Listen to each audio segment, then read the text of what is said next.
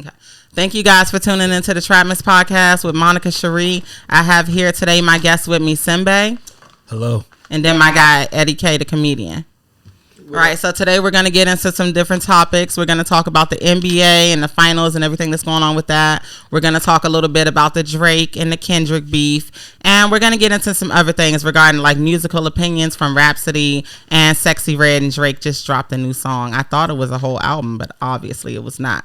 So yeah, we're going to get into that first. So first of all, I want to kind of start off where we came off last time me and Simbay were here. We talked about Kendrick and Drake and the whole beef that they had going on. And so right after that, Euphoria song dropped. We saw Drake drop another track, and then Kendrick dropped another track like dead right after that. So we kind of want to start off and get back into those comments. How do you feel about how everything ended? I'm going to start with you, Simbay, then Ed, I'm going to come to you. So last time we were here, it was interesting.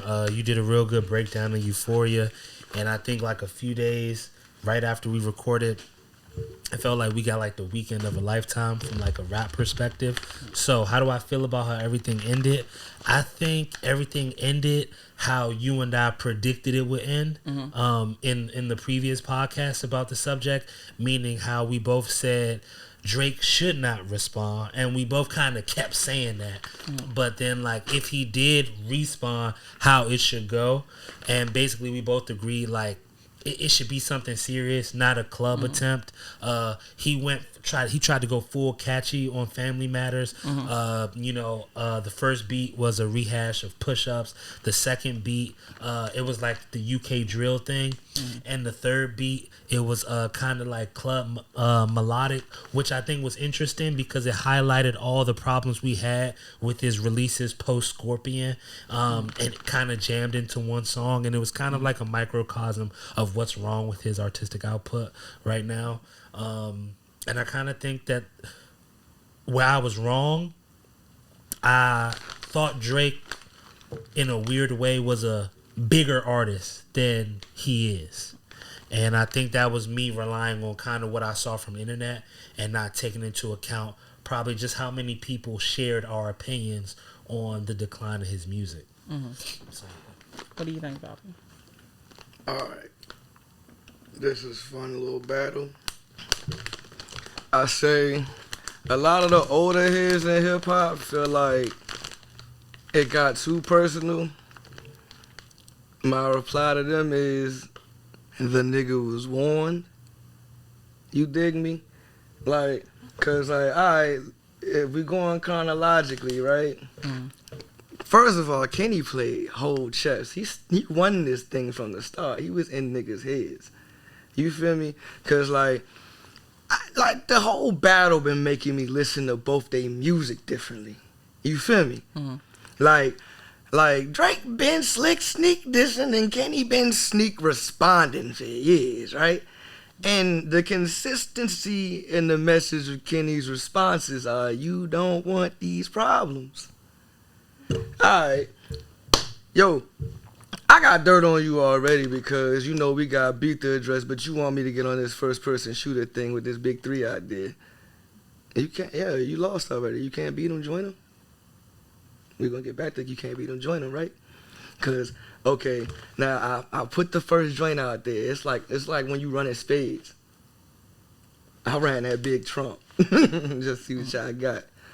Alright, Jay shot something or whatever. I don't know if he was like gassed up, if somebody in the drizzy can't put the battery in his back or whatever. But if J. Cole and Kendrick went at it, it was gonna be all sport. But I guess somebody tipped him off, or his spirit like just came into play. J. Cole, shout out to you. Maybe one of the smartest business decisions of your life. I think Schoolboy Q tipped him off. I heard that too. I heard that too. Yeah, the production. This was when I say collection, I'm also talking about like the sounds and everything. Production, same thing. Please forgive me. So it's like I really like this chess battle. Like, all right, but like at the same time, Kenny had him played the whole time like a fiddle, G. And like I don't care who fed who information. The trumps already got laid first, like spades. I'm laying my trumps. All you doing is counteract. All right, Drake been just trying to react. This whole time. Drake's done nothing proactive this entire battle, my dude. He's been fighting uphill the whole time. Mm-hmm.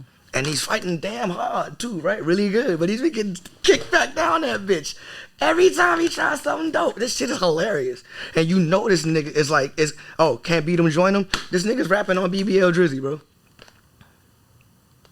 Yeah, he is. I'm rapping on BBL Drizzy, and I made no mention to nobody in this beef because I got some people in mind to be like, yo, we gonna make this cease and desist thing serious, and we gonna try to sue the fuck out you if you don't stop laying into this nigga. You feel me? Like, it's that serious. I know you know more than me about that. You feel me? Like, it's that serious though. You know a man lost when the record company get into it. Yeah. When the suits get involved, that's throwing in the towel. The towel got thrown in. Now you gonna rap on that joint like, nah, that ain't no kind of like, that's not no flex. That's not no kind of trolling. That's like you just waving the flag too. I feel like at some point he had to wave the flag because, I mean, what are we gonna do? We have Not Like Us going off in like every club, like all over the world, like literally. It's like the impact. Advice about not responding anymore. Though. Yeah, like he should have left BBL Drizzy alone, left the whole beef alone, like you said. Yeah, you said not to respond. You said you feel like if he responds, he doesn't actually have another hit in him. And I mean, as far as like these are words. Shit. That's what I said. I wish I was here for that. That's what I said. Man, you wasn't here, but I was basically saying, not to cut you off, but like this whole beef was a referendum on the decline of his music. Yeah. Because the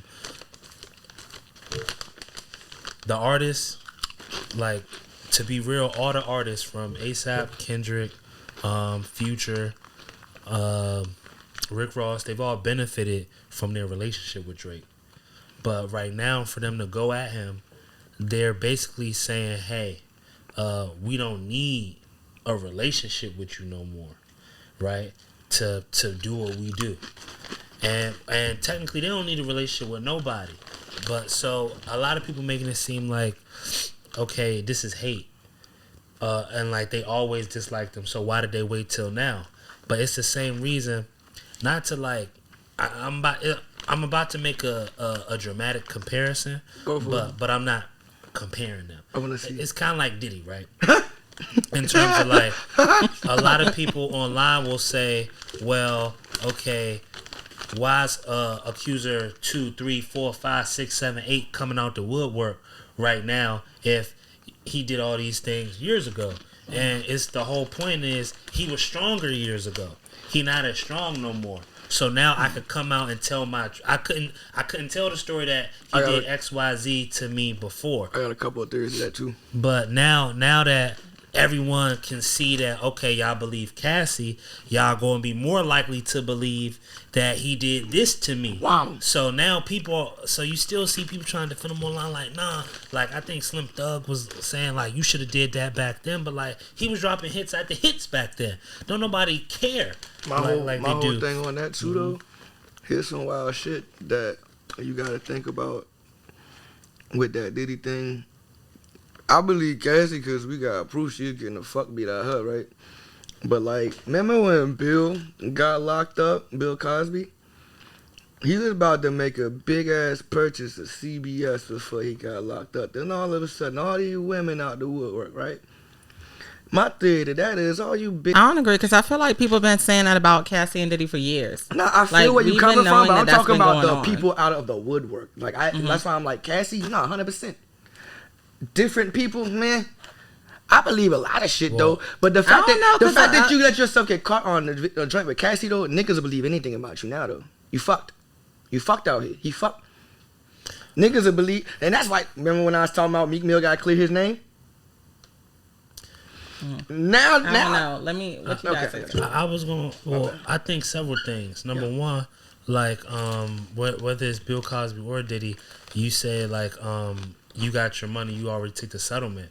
I think logically, what's more likely to happen to a billionaire? For them to go to jail or for them to cut you a check? Because either so, and I don't say that in support of what you're saying. I'm saying that in the sense that if somebody wrongs me and they've wronged me to the point where they can go to jail if I'm able to prove what they've done, but this person is more powerful, more connected than me, and what they are willing to do to give me some semblance of justice is give me money, then I'm going to take the money. But if the day does come when the public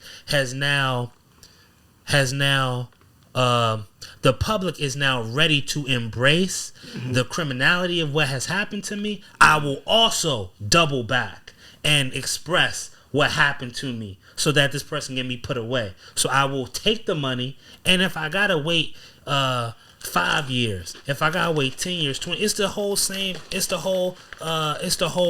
of a nigga who's an assassin who wait in the bushes.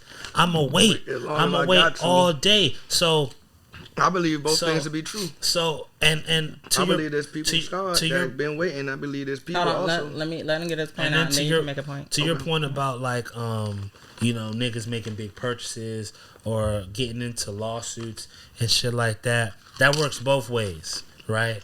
If you've been drugging people, you've been raping people, you need to understand when you engage in these lawsuits that or these, these business joustings of what you've done, where you've been, who you've done these things with. Because this is all fair in business, and business is business. We don't want to come off this bag, right? J-Rob, if you remember last time I was here, this is different, but I was when Monica was like, the beef between Drake and Kendrick is just going to stay on wax. And I was like, no, it's not. Because if you got $100 million and if you lose your popularity, you can go backwards, you will become a killer. You could have been a librarian, but the thought of going back makes you want to be a killer. So if you a private equity firm, if you a board of directors, and a nigga like Bill Cosby who had a show on your network is trying to buy the network, we don't want to give the nigga the network. If we got to hire a private investigator, because there's a world where they hire a private investigator and they find out the nigga's a saint, an angel, and then they try to smear his name, and nothing comes out. But we hired some people, we found some dirt, we exposed the dirt, and we let the chips fall where they may. You know what I mean? So is it dirty business tactics? Sure. But the dirty business tactics are only aided by, niggas' poor behavior. It's like when your girl go through your phone and she finds something. Now, you could be like, why you go through my phone? But, there's a lady in your phone who shouldn't be in your phone. So you could gaslight her and get at which a lot of people have tried to do unsuccessfully. You know what I mean? Like, you went through my phone, but now she's seen the phone. We all know what's in the phone, and you're in trouble. You know what I mean? And so that's just where we are now. Right. Pretty much. Right. See. Reference. So I did listen to an interview recently with Melyssa Ford, with Angie Martinez, and basically, we look at the Joe Budden podcast, right? And we see, like, I'm just leading into this because we're talking about women right now. And I feel like, I'm a woman, so I can actually speak to it. She just spoke about, like, how, she'll go on, like, a video set, right? And it'll just be a bunch of men around, and half the time the men are harassing them, even, like, Offset. Like, it's a few people who she's worked with. Like, she said she worked with Jadakiss and a few other people, and they were, like, very respectful to her, just during the whole process. They're like, yeah, we need you to be sexy, but it's a way to be, still respectful of women, even if they're being sexy, whatever they're doing with their bodies, and I feel like it's a lot of, like, just taking advantage of, and I can't get with the first comment. The second comment I get you, but the first comment I can't get with that, because it's like, even when people got paid off, you still want to be able to tell your story. And a lot of times as women, people don't listen to our stories when we tell them, we've been harassed by this person. Oh, well, what were you doing? Well, what were you wearing? Well, were you drunk? Were you this? Were you that? And it's like, it don't matter. Like, as a man, like, men need to know, like, when to stop, like, when to cut it off, like, when to say, like, no, it's not cool, it's not okay, like, yeah, I'm overstepping. If, like, you're flirting with a female and she goes, I don't like that, like, just don't do it. You know what I'm saying? Like, and a lot of men, they press the button, or they're like, oh, well, how far can I go to get her to do this and do that and da da da da da. You know, and I feel like leading back to like the Kendrick and Drake situation, you know, Drake's around a lot of women all of the time. So it's like, and he said this, you know, he likes being around women. That's fine, dandy. All I'm saying is, why are we paying out all this money for these lawsuits? You know, if someone told you that they were in your company and they felt uncomfortable and you still tried to make them do something else because you're just like, oh, nah, you're a bitch, you're a groupie, you're this, that, and the third. And I feel like it's a lot of that going on within the whole music industry. It don't even matter if it's music. It could be any industry. I've worked in like, you know, retail environments and things like that where women were getting sexually harassed. Nobody came to their aid. Nobody came to their side. It was just like, oh, just deal with it because you're just a bitch, you know, or you were flirting too much, so you deserve that, you know. And as someone who's, you know, had that happen to me, been harassed before, you know, it's not cool and it's not okay. I don't agree with it. I feel like even if you get paid off, yeah, you should still come out and speak your truth, because if you don't, like, you know, nobody will ever know, hey, this nigga was a predator or this guy was a predator, whatever. You know what I mean? Like, that's something that's very important, and is very important to me. And I feel like a lot of women all over the world need to be able to share their story. The only thing I dislike is when people are being messy about things. And, you know, I can go on and on about that, but I'm not going to, because it's not the time for that. But, you know, with this whole Kendrick and Drake thing, like, my whole big thing is when we're getting into the Sexxy Red album, he did take the BBL Drizzy and like flip it for himself. But at the same time, when he was rapping on it, you know, like he don't sound like the Drake we know. You know what I'm saying? Like, why are we doing this? Like, why did we go here with this? It's like, he sound defeated, don't he? He sound defeated. He do sound defeated, and like somebody said, he don't have another hit in him right now. So it's just like, okay, like he might have another hit, but ain't nobody fucking with him no more. G. I mean, I feel like they will eventually. He's just gonna have to keep putting out music, but it's gonna be a strong climb back. You know, there's gonna be a lot of closet Drake fans out there. And to bring it full circle on the point, like the reason why I brought up the Diddy thing in conjunction with Drake was because I feel like, you know, we listening to it with our ears, and some of us might, you know, be more musically inclined than others. But like those dudes in the industry, they really listening with a different ear. You know what I mean? So they can tell, they can tell, okay, it's time to express how we feel about this nigga now. Like they can feel the energy, because it can't be new. I mean, we've seen tensions between Drake and Future before they went on tour together. We've seen tensions between Kendrick and Drake before. We've seen we know ASAP Rocky. It was only a matter of time, because how many times you gonna keep saying something about the dude? I mean, I can't even say that's ASAP's baby mom. I mean, they together. They keep making new kids. They, you know, they do campaigns together. Like, they clearly in a relationship. Like just like, what part of the game is that to just keep, you know, doing all this that Drake's been doing? But it's a different type of time when you dropping you know, the hits that was coming out with Scorpion.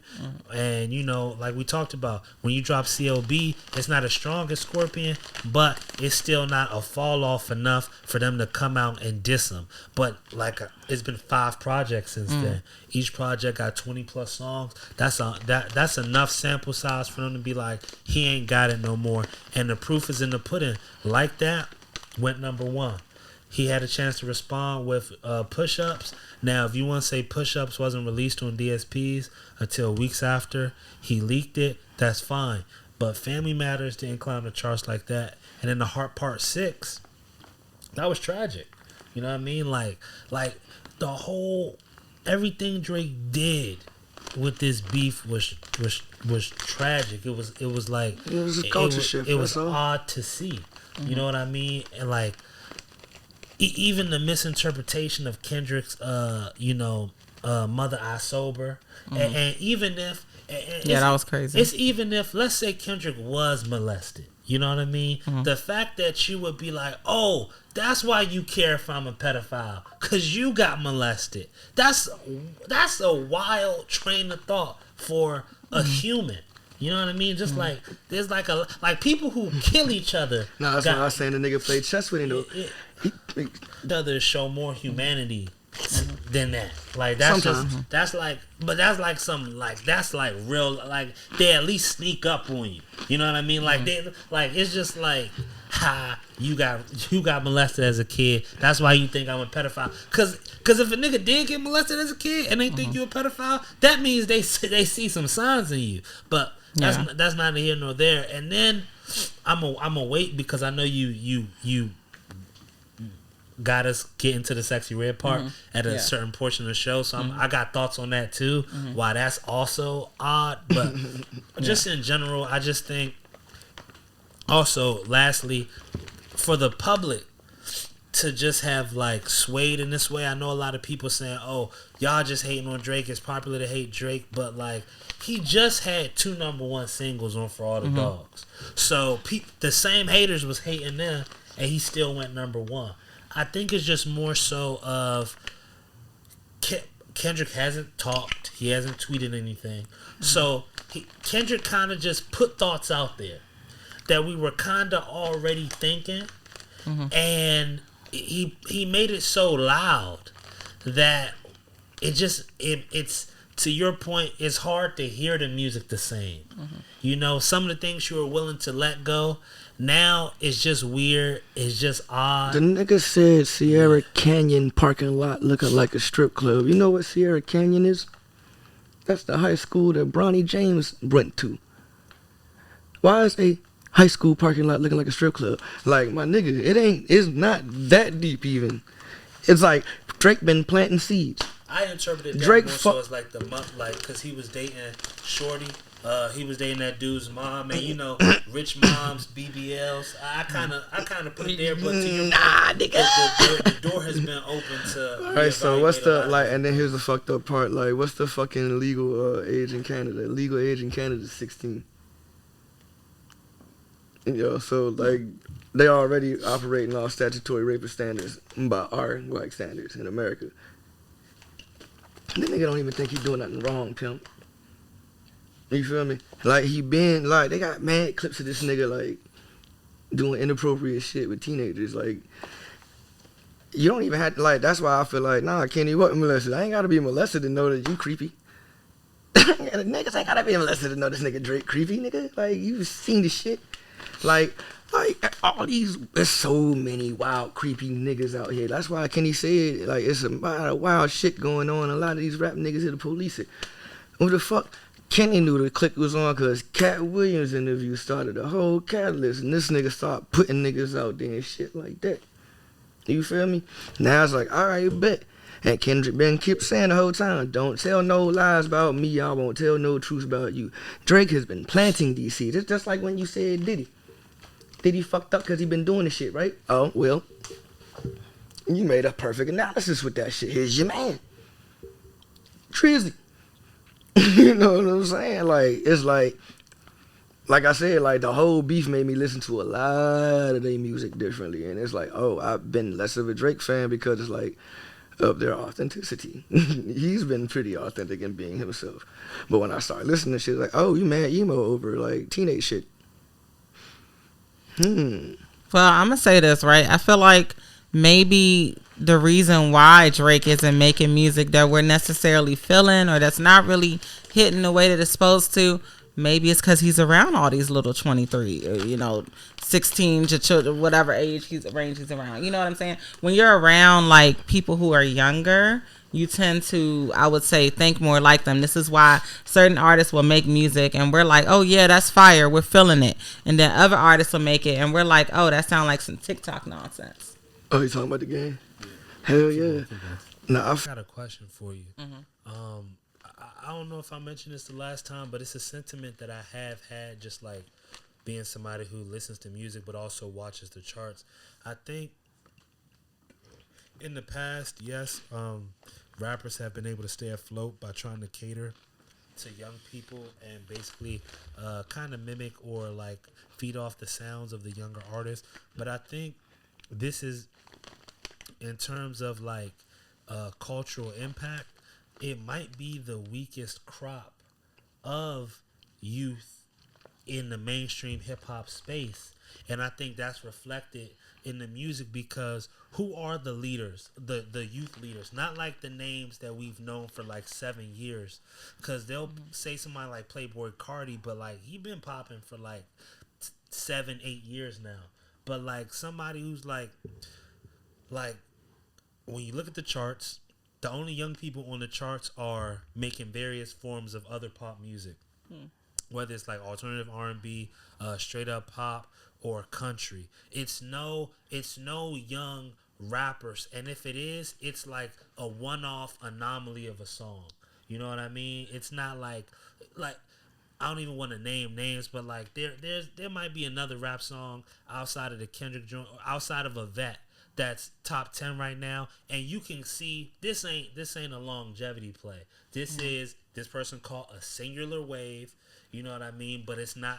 He not about to leave a trail of hits behind. You know what I mean? And I feel like trying to feed off of that generation, is what Drake is doing now, is a misstep, because they're not producing hits absent of him feeding off of them, which I brought up last time. Lil Yachty's not making hits. You know what I mean? Or even the nigga who writing Cash Cobain. He uses writers. Yeah, and I'm saying, Cash Cobain, his wave he uses writers for that? Daylight and stuff I'm too. saying, like, okay, his shit is fire, but it's not like, it's fire in terms of you in the know, it's niche, you know what I mean? But it's not like it's not going to ever be on the top of the charts. And with Drake being a popular artist, if he's not making music that's meant to be ubiquitous, like I said last time, why are you listening to a Drake album?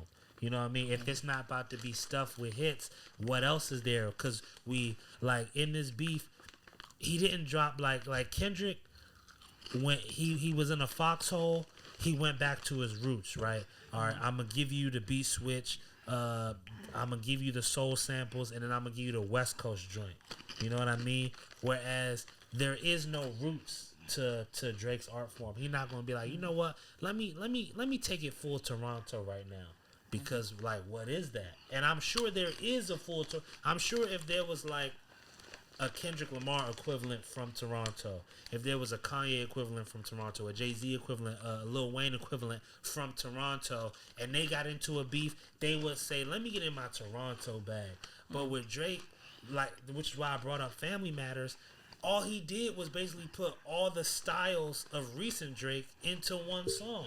I'm going to be clubby, melodic, and I'm going to be UK drill. But he never said, let me get to the essence of me so I can break down the essence of you. Like, he ain't, because that's a very articulate way to say that man don't know himself. In a way. That's a very articulate way to say he don't know. Or maybe he does know himself, but him knowing himself, he probably realizes, let me present myself in a way that gives me the best chance to win, because the real him probably not what you want to bring to a battle. You might got a point. The nigga real live been on some culture about this shit. Listen to Not Like Us, bro. He went down a whole line on his ass. Yo, let's start with Future. You see what I'm saying? You fucks with bro when you try and get in the club. Future was the biggest nigga out of Atlanta at that time when they linked up. You don't feel like he's still the biggest? I mean, not a thug in a fucked up situation, possibly, but I don't know though, because it's niggas out coming out of ATL going hot right now. I don't think none of them niggas, but I'm like, was ever gonna be as big as Future. I mean, you never know. You never know. Savage. I was gonna let shit. No, I want to hear it. I was gonna let shit play out, but the reason why I was gonna let shit play out, but I kind of felt like he felt only because I felt like them niggas is more crashed out. So it's like you might be on the way, but you gonna kill yourself or fuck it up somehow. Like where's shit. Gunna from? I don't even know. I don't know. Is he? I don't know. From there originally? I don't know, but supposedly Kendrick knows some shit to make him want to act like a saint. But let's look at Gunna though. Let's look at how big Gunna is. You working on it right now? Nah, he's there. Like, the people are at the concerts. They're I fuck buying with the Lil tickets. Baby a lot. He's selling. I fuck with Lil Baby. I know, and I think we discussed this because we said that Gunna's like one of them niggas right over there.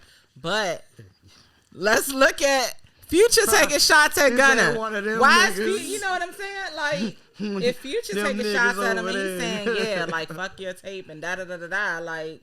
But was that really meant at Gunna, or was that just a coincidence? Because that was a part of a T Grizzly song. Okay. Like, that was just, you know. But Future didn't drop. Hey, shout out to T Grizzly. I fuck with T T Grizzly. T Grizzly dropped the song. It was featuring Future.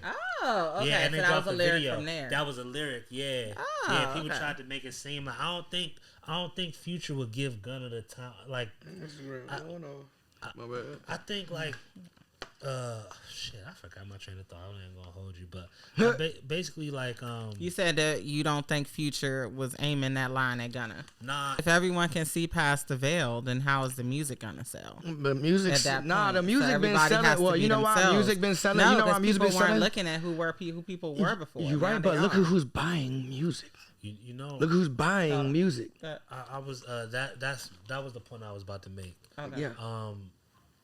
It don't matter if Drake was faking it. Mm-hmm. The whole point is, with anything in life, you got to make something worth people's while, and that's what the whole point of his decline in music. Because when your music declines, we're still so used to you being popular. Mm-hmm. So if the music is not enough for us to just not ask no more questions, we're gonna look into you. It's kind of so like happy they finna lose though. It's kind of like with a lot of artists, if they super famous but the music decline, they kind of like become influencers because we're still interested in you. And it's the same thing with Drake. We interested in him. The music is declined, so now it's like, all right, well, since you're here, let's get into your personality, thinking we might find some things we might like.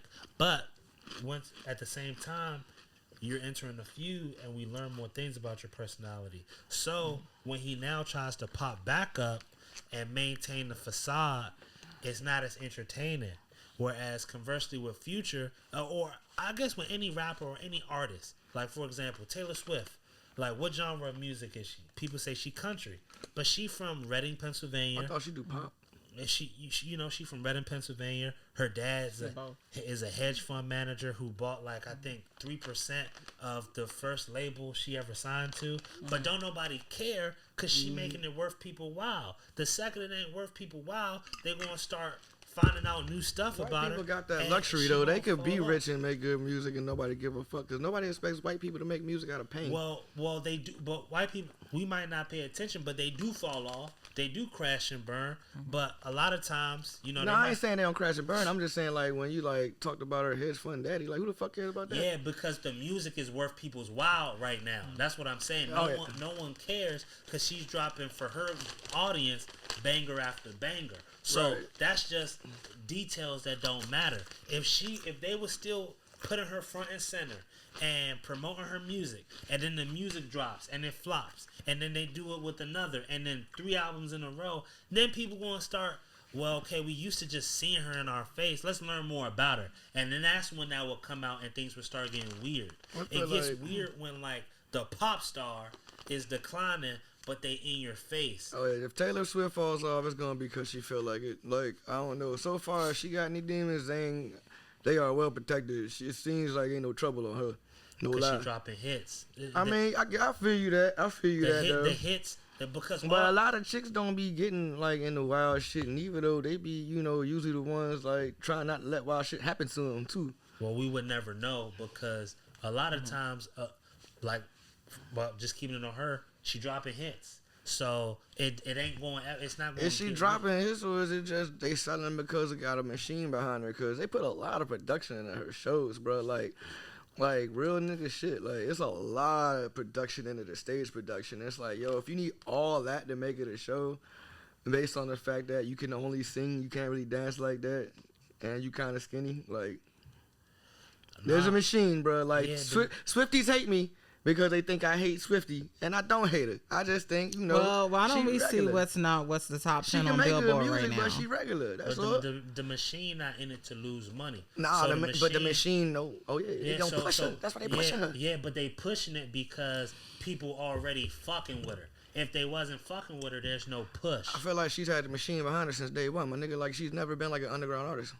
Yeah, but never. You can't say fucking never. You can't say it like she debuted on MTV, bro. Yeah, but the machine tries to push other people and it don't stick. I feel like if you debut on cable, the machine pushes you.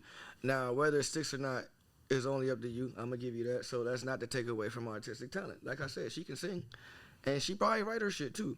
But like, I'm just talking about like, niggas know that's only gonna last so long because based on the stage production, people are very weak stage performers nowadays. Like I know you track the charts and shit. Do you go to a lot of live shows? Yeah, I go to a lot of shows, but you gotta remember, but she like if she wasn't a great performer, 15 years deep. She doing mega tours. You don't gotta be a great performer nowadays to sell out shows. People have a very lessened expectation of what they expect at a performance nowadays, bro. And I can tell because of the way a lot of people perform, but compared to the way they used to. Like, cause I don't know, but like. Maybe because I'm thinking about like when I was younger and used to go out to concerts and see so much more effort going into people's shit, you dig me? And then I compare it to what I be seeing now, I see the effort decline on the average. Well, I'm going to say this, right? So, okay, so imagine we go to, because the older artists that are still performing, right? Like the Wu-Tang members and people them niggas like that. go in. Yeah, no, they do. But, you know, they perform word for word, live instrumentation. I had a chance to see GZA, like, I don't know if it was this year or last year. My guy Nature Boy opened for him. Yeah. That was a great show. It was. I ended up having to leave a little bit early, but it was a great show. And I feel like if you can connect with your audience, you know, even though people have like these big stage productions and things like that, you don't really need that if you can connect with your audience. Because look at Victoria Monet. Victoria Monet, I believe, is going to be, you know, one of the best-selling artists of all time eventually. You know, I feel like she can come for that, you know, not necessarily crown, because, like, let's not put her against Beyonce, because let's be honest, she's in her own reign. But I can go to a Victoria Monet show and be entertained without her having like the huge stage production of a Gag City. But I can also go to Gag City and be entertained, you know. And Nicki, she's rapping live vocals. So I mean, people hating on the tour, cool, whatever. She is rapping live vocals. And I feel like even if everything wasn't live, because she had to put all that into it, it does matter. So when we're saying like Taylor Swift, yeah, like if she didn't have a big stage production like that, I think she would still sell. And I'm being honest, because like imagine artists that you went and seen, like, you know, and they just got their guitar and their chair on stage and they sound phenomenal. You know what I'm saying? But they can connect with their audience.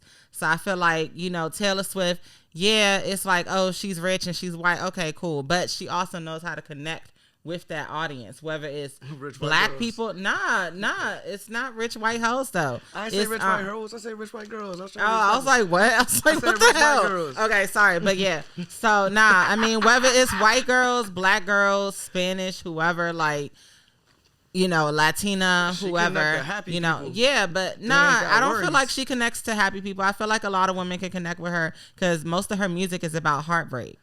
You know, it's about heartbreak, and some of them are love songs. You know, like she's living like, I'm not going to say a midlife crisis, because they like to call women in their 30s. They're like, oh, if you're in your 30s and you're not married yet, oh, it's a midlife crisis. Not really, you know, because people still date at that age. She's like 34, 35. For real? Yeah, she's pretty young, but I ain't know she was that old. I thought she was still in her 20s, Taylor Swift is up there. But, you know, overall, yeah, she's not old. Stop. She's not old because I'm older. That's than her. Old is like, honestly, when people get in their 80s, because I be seeing 70 years. See, this is the thing with social media too. Bless you. This is the thing with social media too. They were saying like a lot of women never really had a chance to showcase themselves in like their 40s, 50s, 60s. So people are looking at these women on the screen and they're like, no way she's 40. No way she's 50. No way she's 70. You know, because we've never actually had a chance to see people grow. They do age well, but we've never had a chance to. Yeah, but they've never had a chance to see like people grow into themselves through the social media lens. Like, what have we been on social media like? What, the past 18 years, or if not more, probably longer than that. But my point is, now we have pictures worldwide of different types of women that are in their 40s and 50s, and it's not looking so old.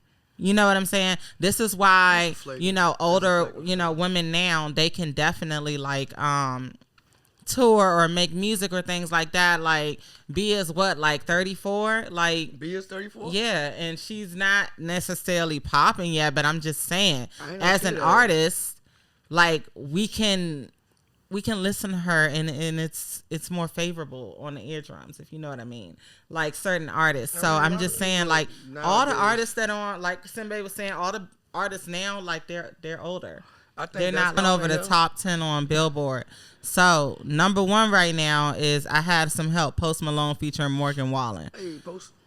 And Post Malone, I'm just not like a huge fan. I don't feel like his music that is that good. I just feel like people buy it.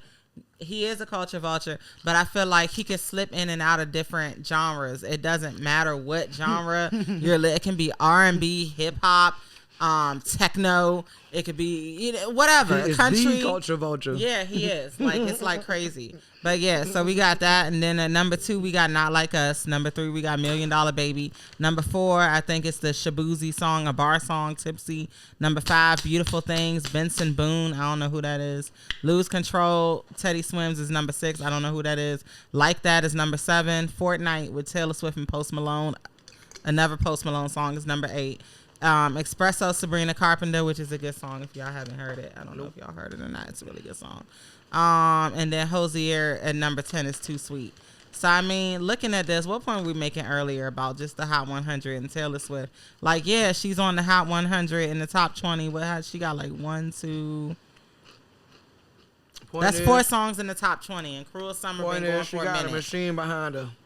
And what I wanted to say, because I know we gotta move on, but like when it was talking about like the production, some artists, they get so big, the production gotta be high because Taylor Swift, Beyonce, I'm trying to think of The Weeknd, Kanye when he was touring, even a Michael Jackson, they can't just like. They don't have the luxury of coming to your town, putting on the music and singing. You know what I mean? Like, number 1, the demand is too high. They packing out 50,000 seat stadiums, and they doing it in consecutive days, and it be sold out. So they can't just sing songs. You know what I mean? They gotta and the show is 3 hours. You know what I mean? You might go see somebody else who's of a lower tier at like the Fillmore. That show might be 2 hours, but got some opening acts. Some of these dudes be so big, it ain't even the opening act. You know what I mean? Like, they got so much going on. They need the lights. They need to have some production. They got to have a video, a theme, because sometimes the production ties in the theme of what was on the album. You know what I mean? Like, it might be like, you might be at the show, and then like it go black, the screen, it might be a narrator, something, and then she might do song number 5 off the album, and then something else happen, and then there's some, so it's a whole lot of things that go on, especially an artist like Taylor Swift. Like you said, she talking about heartbreak. She might need not intermissions, but like interludes in the show, so that when she's talking about breaks and shit. Yeah, so that when she's talking, when the next song that's performed that everybody know the words to, that's talking about heartbreak in a specific way, is she can set the mood, the temperature, the time. When I'm about to go into an up-tempo song, I might make the lights bright. I might, you know what I mean? Or if it's about to be a down-tempo song, when she busts out the guitar, she might dim the lights, have a narrator say something else, or something flash on the screen. So I think, as opposed to like somebody like Victoria Monet, she building herself up. So she in the stages where she's giving you her. So now as she builds up, 4 or 5 years from now, if she get to that level and the production gotta get crazy because it's, you know, multiples of 50,000 people who trying to see her at any given time in the city, now she gonna have to blend it together because she gonna mix songs from 2024 with songs in 2030 and vice versa, and she gotta tie. She can't just go, okay, track number, DJ, play it again. Like, it's too much at stake. Yeah. You know what I mean? But yeah, that was pretty much it though. No, it definitely is. So I do want to talk about this Drake and Sexxy Red track. Did you hear it, Ed? You heard it? I heard some. Y'all both heard it, right? Yes. Yeah, I heard it. He ain't say nothing about nobody, but he was just rapping on it. I was just like, bro, come on, bro. Like, now you're kicking yourself while you down. But you don't feel like the people like the Sexxy Red singing on the track? I think I seen a clip of Joe Budden and he was going off. He was like, you got Sexxy Red singing on the track. And I was like, well, yeah, because she did that at the show, right? So I guess, like, that's the thing that she's going to start doing. Like, when she goes out on stage, she goes, talent like that. I was just like, what is at happening right now? I ain't mad at her. She just can't sing like that, bro. Everybody can't sing like that, bro. Like, but look, don't even expect me to sugarcoat shit. You know, as a comedian, I give not a shit about people's feelings. She gonna get right. She gonna be successful anyway. So it don't matter if I give a fuck whether she can sing or not. You know what I'm saying? It don't matter if I think she can sing. She on a song with Drake, nigga, and she already hot because she possibly Drake. Nah, Drake's on the song with her. Either way, you gotta say it right. Either way, that shit is not. That shit is like not the move for right now. Listen, we go together, nigga. Look, we go together. Tell them hoes we go to. What you mean? I'm riding. What you mean? I'm riding. All out. the ratchets, every girl out here, they got a man right now. This nigga lost, and he waving a white flag. We riding out together. If they listen, we gonna see where that placement go at on Billboard. He should have kept his light-skinned lips the fuck off that track. No, we had to bring it in. You know what, Monica? If you can't beat them, join them. I guess. I didn't think of it from that perspective. We go together, yeah, boy. We go together. Tell it like I didn't think about like the TikTok potential of that hook. Mm-hmm. When I texted you? Was that the first time you knew they was about to be on the? Yeah, I actually thought it was a whole mixtape, and I was getting real psyched up to go on live and go off about it. Like they stole. And then I realized it was only a song, and I was like, damn it. I was excited. Nah, you right. Because we did come on here, and I think the last pod we was on was called Two Bad Bitches. Yeah. And we said they should come out with a mixtape called Two Bad Bitches. Yeah. And they definitely dropped the ball on that. I will say, see, now my opinion is a little different. I thought the song at first was like horrendous. Like I was completely, I was shelled because you know, like I predict, like I told you, I said like when Euphoria came out. Remember, I said the only response should be when they said he had that song with Camila Cabello in the tuck that he was keeping because of the beef. I said. That would be my response. Like, you drop Euphoria, I got everybody waiting on me on Friday. What I'm going to do? Boom, a pop song with Camila Cabello. Because then I can act like I'm above this. Like, yeah, I hear Kendrick little ass saying some shit. I don't even notice that shit because we making hits. But he didn't do that. So then to follow that up, the beef with this Sexxy Red song, I thought the verse was a little weak from him. I thought the hook by her was abrasive. But now that I heard you say it's cute that we go together. It is cute. Now I'm thinking about the TikToks. I'm thinking about, okay, people on their vacations. You know they doing it, but we go together. Like so now I'm hearing it different. I'm seeing it different, and now I also see why Drake wanted to attach himself to that because he do need some good vibes. Yeah, for he do. Sure. Because for sure. Because he's a corny ass nigga trying to get out of that goddamn situation. But no, see, that's a good word you use, corny. Because, he corny as fuck. He corny as fuck. She corny as fuck. That song corny as fuck. No, that song is not corny. Go ahead, Simbay. I'm saying that in a good way. Like he needs some horrible. He needs some corny shit humor because his music been very self-serious. Recent, it's been too like it take itself too serious. He take himself too serious. Facts, and he needs some and nothing's more cornier than wholesome love. You know what I mean? So people Drake say don't want to do nothing corny right now. He been corny his whole goddamn career. I think this proves. I think somebody. It told just him proves he's corny, and he's always been corny. And this isn't even the biased part of me going at it because, like I said, I've liked his music, but nigga.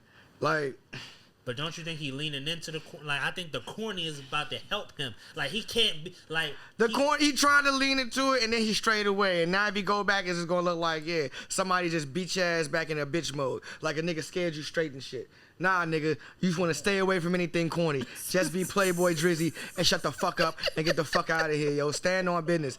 Be a playboy if you gonna be a playboy, nigga. Don't be no corny ass boyfriend out here, nigga. Niggas finna roast your bitch ass. It's coming. I see it. In the eyes of a fucked up comedian who gets away with saying a lot of fucked up shit on stage, I see it coming. The TikToks and all that, yeah, nigga. It don't stop at the positive part, though. It don't stop. Niggas gonna find a way to flip that shit. Now, this nigga Drake been getting roasted in merengue, pimp. And Drake, BBL. And Drake, BBL. Niggas is roasting this nigga in Spanish, bro. The fuck is you saying? Rock stars are making songs about this nigga, bro. Talk about using his real name.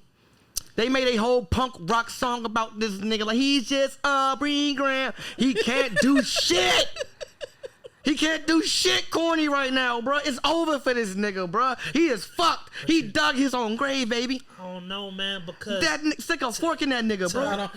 To her point, though, because see, I think some corny boyfriend shit is it's kind of like the girls like the corny boyfriend shit, okay? I want to go to my nigga and be like, hey, we go together. Tell them hoes we go together. Because girls said though. They do. Here's what they do with the corny boyfriend. They celebrate Christmas, Thanksgiving, and you know what?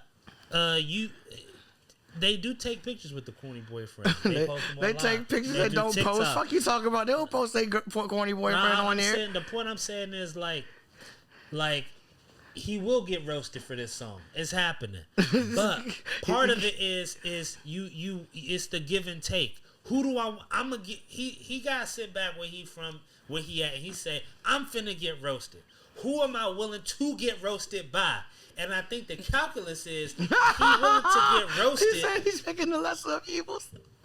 No, not even the lesser of evils. He's saying I'm willing to get roasted by these people, but if I need to talk to a demographic and say, look, regardless of what just happened, I want to be connected to y'all. He's saying I'm trying to get in with the ladies. I'm trying to get in with the sexy red market. He always been like that though. The ladies have been his fucking fan base for years. Facts. But fuck you talking about? That nigga been a corny ass ladies man. He's always gonna be a corny ass ladies man. But it's like a reminder. Hey, this is my first song. It's a reminder. This is my first song post to beef. I want to prioritize y'all to let y'all know I'm Rain, Sleet, or Snow. I'm with y'all and y'all little sisters too. I think that's important. I think I think I still want to respond to Kendrick, but if he had to do everything he had to do, I think this was probably in retrospect the smartest. The smartest thing to do was to get made fun of for not responding. No. Instead of digging the goddamn hole he's in now. I don't think contractually he got that option. I think he got to drop a project this summer. No. What he could have did was just made good music and left Kendrick Lamar the fuck alone. Or if he's decided to pursue this battle, he'll leave it on some friendly, just I sell more records than you, short nigga, all that shit. But then when this nigga started getting personal and mentioning nigga wife, he got burnt. He got burnt, nigga. Burnt. And different demographics burnt. Nigga, it's old ass women. I don't know how old this lady is, but she is a famous fucking meme right here. Talking about, Ricky, yeah, nigga, he is 69, God. Somebody grandmama is saying that shit with no dentures, player. Freaky ass nigga, he is 69, God. Nah, bro, the nigga is done. Oh, no, here's another clip. What song you want to hear, baby girl? This baby is all a fucking Tupac. I want to hear OVO. It's over, nigga. He is getting household drug out this bitch, dog. He is done. He is done. It's just but even with that though, just like when he told Kendrick when he was smashing the motherfucking van in the video for Fandom Effect, you dead. But even with that, he can still make a comeback at any point. A music video for that junk could come out. Yeah. And that could to your that nigga dead. If he come out with a music video for that Sexy Red song, and it's them doing a TikTok as a couple, it's different.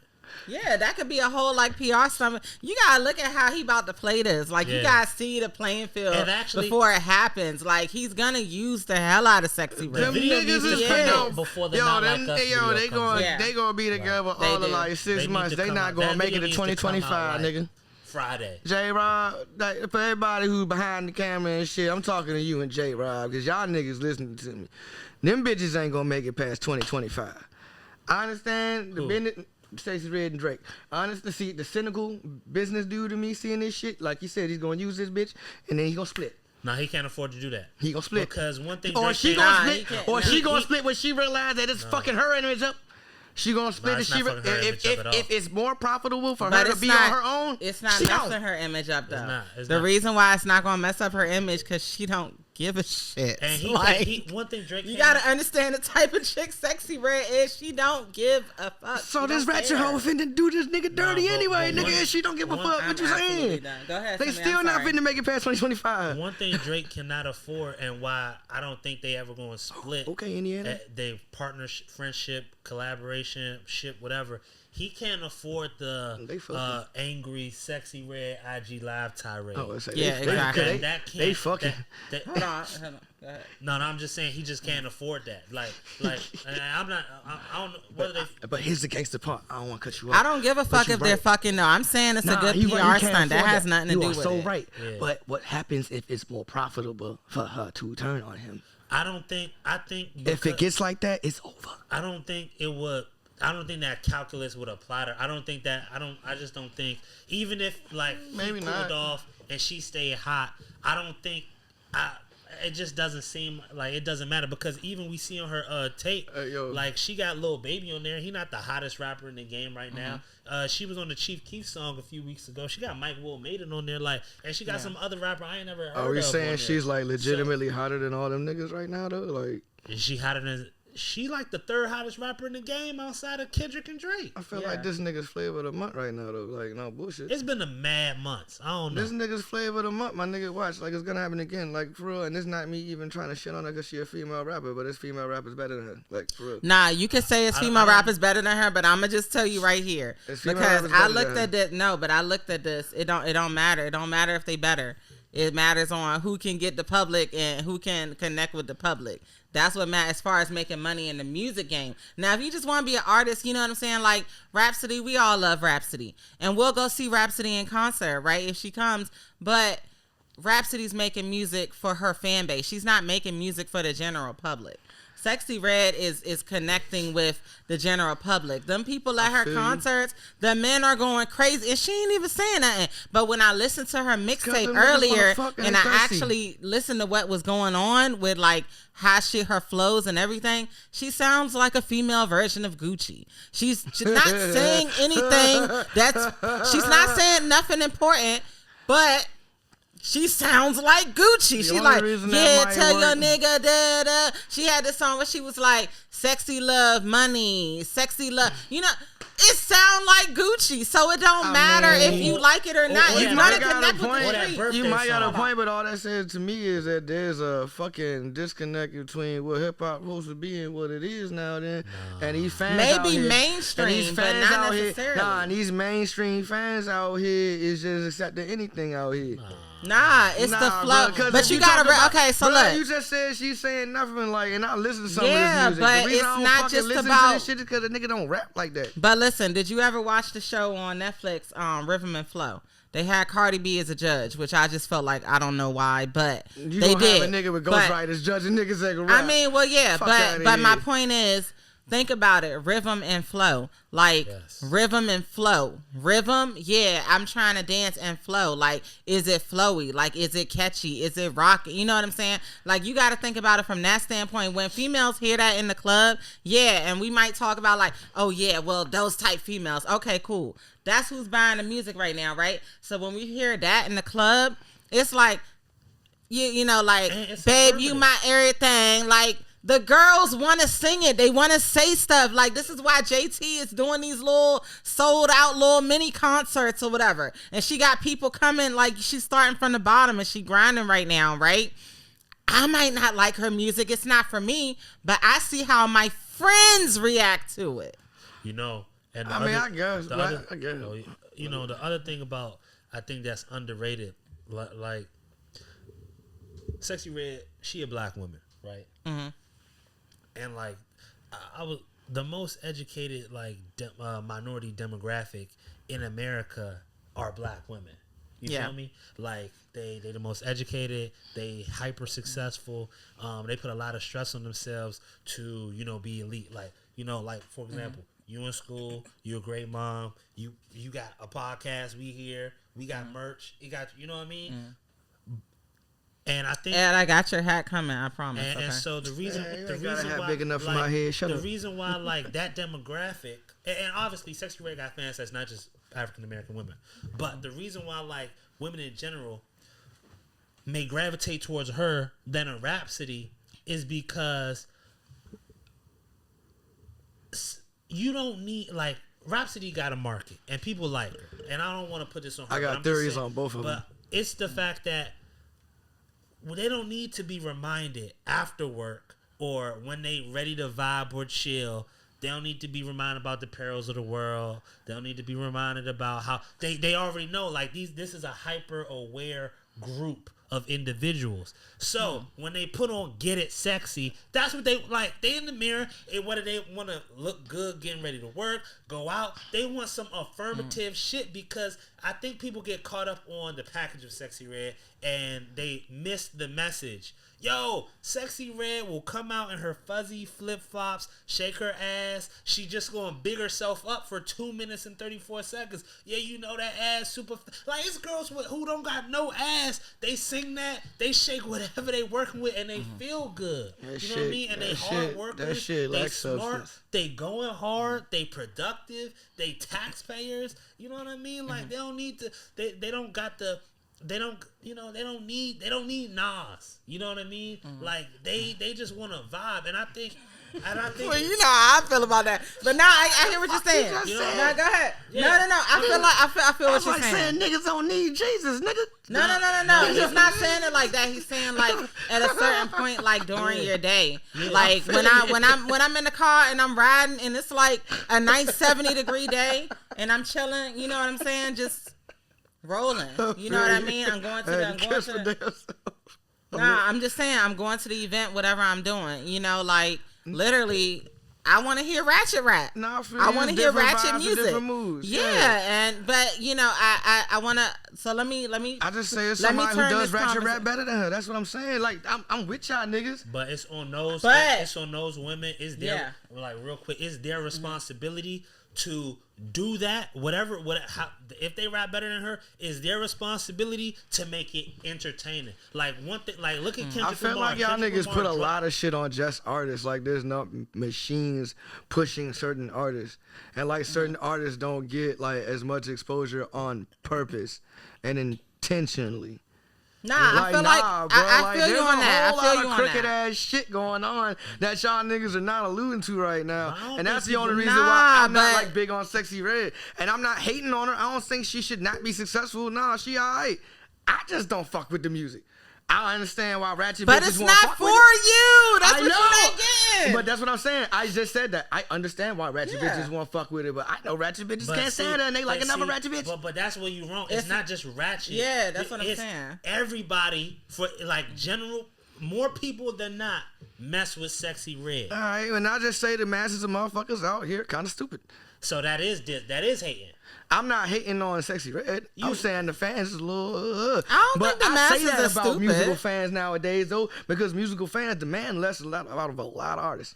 Are they demanding? But also, you gotta remember, people are smarter than they used to be. So nobody's looking for an artist to drop knowledge. No, like, because we also that's what we think. That's what I'm saying. They've disappointed us so much over the years that I'm not looking for a high school dropout who can rap to drop knowledge to me. That's not what I need. You to come with some slaps. It's a slapathon. That's all. I mean, but that's what I'm saying. This is all I'm saying, though. Like, there was a point in time in hip hop history when niggas had slaps and, you know, actually had substance. Nigga, like, bruh, you think Wu-Tang, like, bruh, you think Wu-Tang spent the entire... Yeah, my bad. I'm trying to... Okay, my bad. I was trying to make sure it's stay in place. Yeah. But, like, you think, like, Wu-Tang Clan was always on some intellectual shit? You think Outkast was always on intellectual shit? You think DMX was always on some spiritual shit? Like, niggas had different sides to them and also expressed those different sides and made bangers with that shit, right? Ladies too, like Lauryn Hill and shit. She had so many fucking different talents. It was crazy. And it was impeccable when she did that shit, right?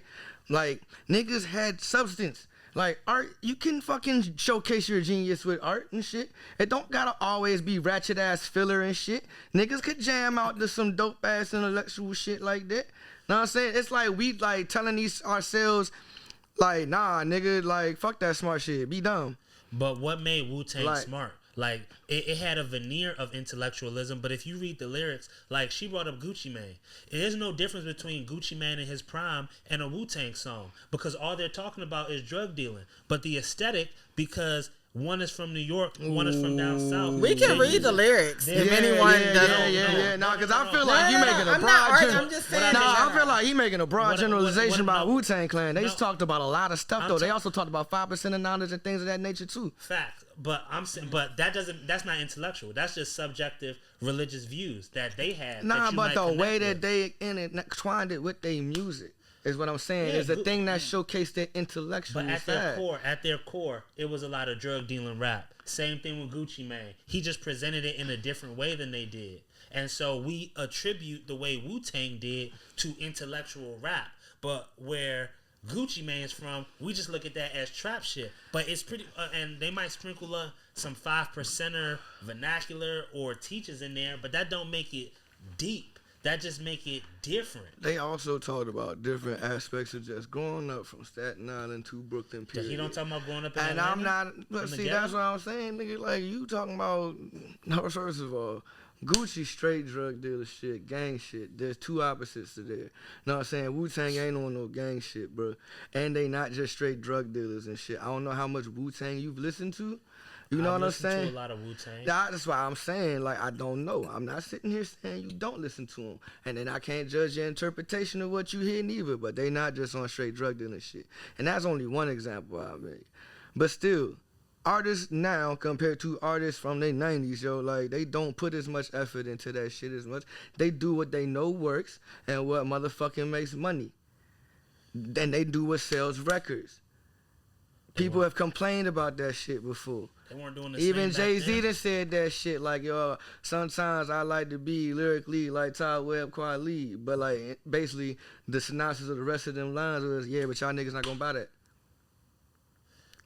So similar to Wu-Tang, he made music that was palatable to the general audience to make money. Yeah, but you still did it, and you did it with more flair and more originality and more actual thought, more genuine authenticity to yourself, and all that. Artists don't be doing that. These niggas is cookie cutters nowadays, bruh. And a lot of people complain about that in hip-hop culture. So Sexxy Red not authentic to herself. I'm not saying she not authentic to herself, but like niggas is also cashing in on this hoochie daddy culture. Hoochie daddy, hoochie mama culture. We are mad over-sexualized people. And we let that shit happen. Raekwon didn't have ice cream? That's not the point, bro. Like, I'm saying, like, nigga, Raekwon had ice cream, but is Raekwon twerking in booty shorts? He's a man. Exactly. All right, well, Saucy Santana's a man twerking in booty shorts and shit. The fuck, like, people are still making bag off of us sexualizing ourselves before we, like, give you substance and shit like that nowadays. Cardi B herself said, start buying music when I rap about something else other than my pussy, and I rap about something else other than my pussy. That right? Cardi B's not that artist though. No, she not that artist, right? But I'm saying like that thought alone though is a shared consensus between female artists. They like, bro, why the fuck would I not dumb it down? Y'all niggas ain't listening to this shit. No, it's Sexxy Red might actually have dope ass music. It's from the, because we like got, that she want to put out, but she like, nah, this nigga shit gonna work. What's the homegirl? We got like, I feel like I think we do something unfair when it comes to women in rap, where we just call it one thing. We've always had a Little Kim in the same time we've had Queen Latifah, just how we got Armani Caesar and we got Sexxy Red, just how we got Rapsody and we got Cardi B, and then we also have the ubiquitous figure in Nicki Minaj who can play any side of the fence she wants to. So yes, we got Sexxy Red. Sexxy Red has a job. She has a role. She will play that role. Cardi B has a role. So if Cardi B is rapping about something other than her pussy, no, we don't want that from Cardi B, but we do want that from another woman rapper. But the same. But like isn't that Cardi, do you feel like that's Cardi B, limiting, Sexxy Red, and It's not Megan and them is limiting. playing the same role? She can. If that's what you saying? She can switch it up. They all playing the same role though. Cardi B, Megan, Sexxy Red. I mean, well, they all generally, playing the same fucking role, my dude. Like, but it's not. it's just a What's up? different woman. what's that? Oh, you good? Okay. No. So okay. So Yeah, I'm gonna please. just say this, right? So as a female, you could play a million different roles in music, but it's like when you make certain music, if people connect with that more, then yeah, that's them living in their truth in some cases. But at the same time, I'm going to make this point because I don't really agree with either side right now, because I feel like most of these female rappers are getting songs written for them. What's the guy named Derek? He's dating Black China. I forgot his name. Milano. He's a pretty, Derek Milano. Yeah, Derek Milano. So you telling me the chicks are just doing what they told? Yeah, I'm telling you they are. And I mean, I was in the studio one time, and there was a guy, and we got on the conversation to Cardi B. I don't know how, but he was just like, yeah, like, nah, they just give her the lyrics and tell her, yo, say it like this, and that's what she do. I don't know how he came about that information. I don't know if it's true. I'm just saying, allegedly, you know, she just be getting handed papers in the studio. Like, it's no thought that goes or process that goes into it. It's alleged, though. It could totally not be true, and I don't know. Anyway, my point is, we do know that Derek Milano and Star are like I think they both worked on WAP. You know what I'm saying? Like, they work on these songs, make them in tune, catchy, you know, so they can catch with the general audience, and, you know, give them to the ladies, and then the ladies come out and rap them. And that's where you had all the back and forth where Lotto was telling Nicki Minaj, oh yeah, I've heard some of your references, and Nicki was telling her, oh, I'll leak all yours, and this, that, and the third. And then all these other ladies got dragged into it. Do y'all remember when that happened? Yeah. Coi Leray got dragged into it. It was Lotto, Coi Leray, Nicki, and a bunch of other people. And Lotto was like, yeah, well, I've heard a lot of reference. And Lotto actually, I believe, writes for a lot of people as well, if I'm not mistaken. So, I mean, it's just, but we know Lotto don't need to be in her nasty bag to make a hit, right? But does she? But does she need to be in it? Because look at the songs that have actually charted. Like, I think Sunday Service did okay, and I really liked that song. I think I called you and I was rapping the bars, and you was like, yo, like, that joint tight. And I was like, yeah, because, you know, I like sharing bars with my guys. So, yeah, that joint, you know, that one was a great hit, and it didn't hit. But something like Big Dick Energy, that was a hit for her. It was number 9 in the top 10 on Billboard for like how long? And you know what? To that point, we can even take it away from women, because it's not even a gender issue. It's a public saying, yo, when I go to McDonald's, I know y'all got chicken nuggets, but don't be wasting too much of your R&D budget on trying to perfect fried chicken when you a burger joint. And so look at J. Cole right now. We brought up Cash Cobain earlier. One of my favorite songs by him is Dunk Contest. You heard that joint before? Like, I don't want to talk, but you know what I mean? Mm-hmm. J. Cole got on the remix, and they called it Grippy. Terrible. J. Cole, that's not J. Cole bad. It's horrible. It's just horrendous. Did you hear a little bit of that snippet, Ed? No, it's out. No, it's the song. No, I know. I was saying, did you hear? I heard a little bit of it, and I was okay. Like, he don't got that in his bag. Yeah. He does not. He's not capable of, like, he doesn't have that. You know what I mean? Do you feel like he doesn't have that though? Because I feel like J. Cole can get really ratchet. He can get really ratchet if he really wants to. When he wants to. He did want to. Yeah. And it did not fly. Yeah. And so it's the same thing as you brought up with Lotto. Sure, she want to do Sunday Service. She want to get lyrical with the miracle. That's fine. But what the public has identified is when you get in this bag, yo, you're really, that's when we feel like we want to purchase your product more. You can do whatever you want to do at your own peril, but you can give the people what they want. That's when you're no longer an artist. You a slave to your fans. But at one point, then it get to that though, where that's it's what like, I'm saying. The artist has to be in their bag. Because if I'm looking at like back in the day, right? Like, don't you feel like, though, I think bro, to this point, like artists were more so. Hold on, artists were more so being themselves. So it was like, okay, we could sell by being ourselves. And I feel like hip hop culture was kind of like built on that. And now it's like, oh, well, no, we can't just sell by being ourselves. We have to do certain things. But then I look at artists like Pink Pantheress. She don't be dressing up or nothing. She just look like a regular little mixed girl. And she chilling. But her music is enjoyable. And we'll boost her to number top 10 if she comes out with a song that's worthy. Look how she conditioned you. Yeah. Pink Pantheress conditioned you as, I'm going to be me, this how I'm going to dress, and I'm going to present music. One of her other female rap peers has conditioned you to say, I'm going to be glammed up every time you see me, and I'm going to hit this pocket. So now...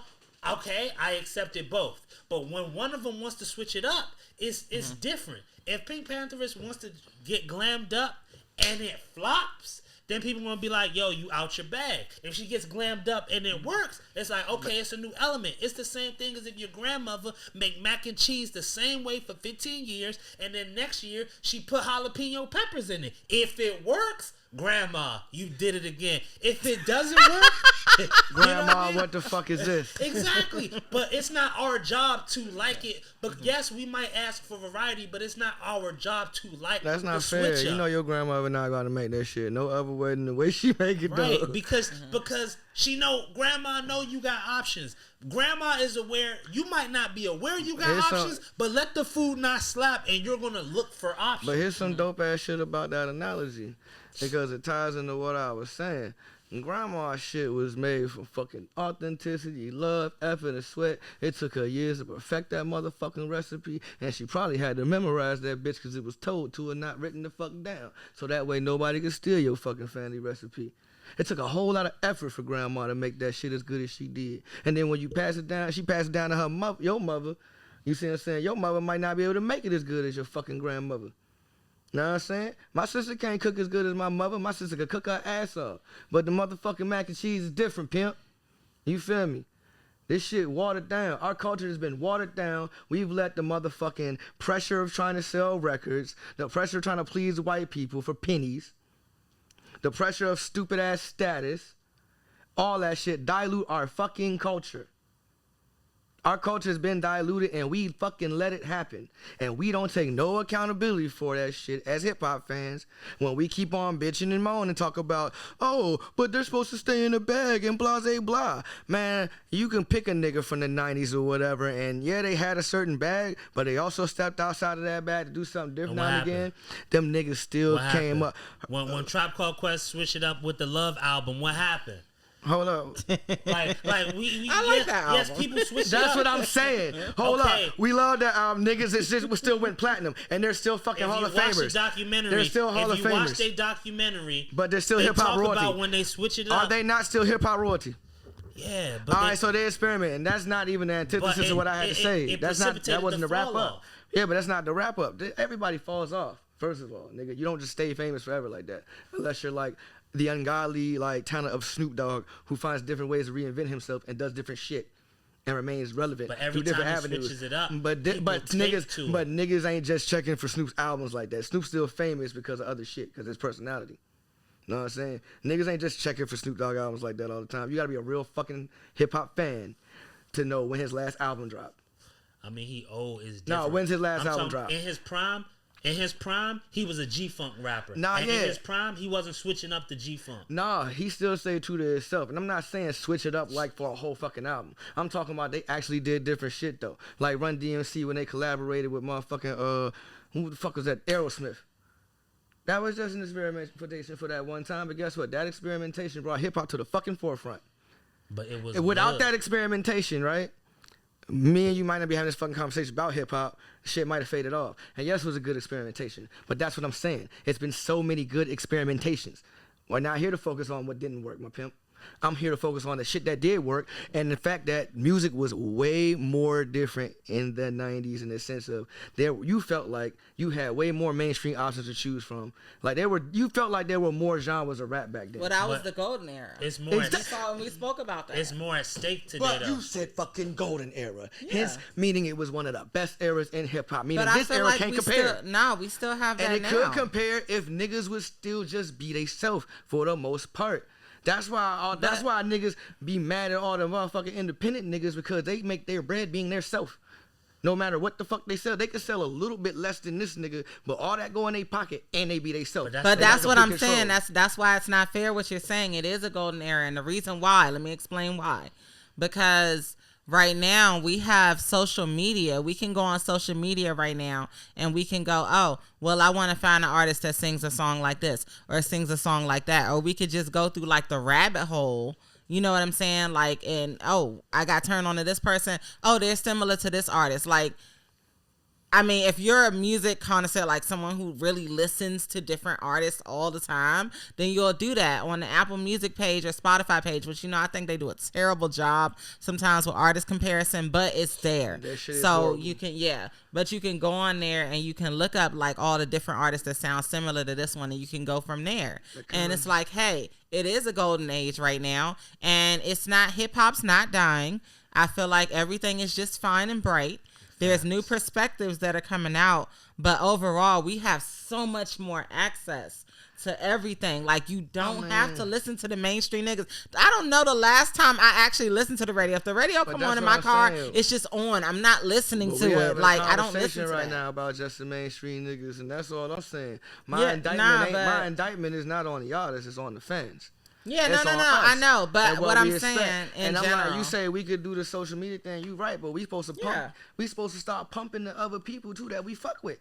But like, you can post them on your page. You right, but you have that decision. But that's what I'm saying is the fans don't understand the amount of control they have over the industry right now. I think they do. Man, they might. They do. There's fandom. The fans like what they're getting. They're do not you being see what's misled. going on with Ice Spice right now?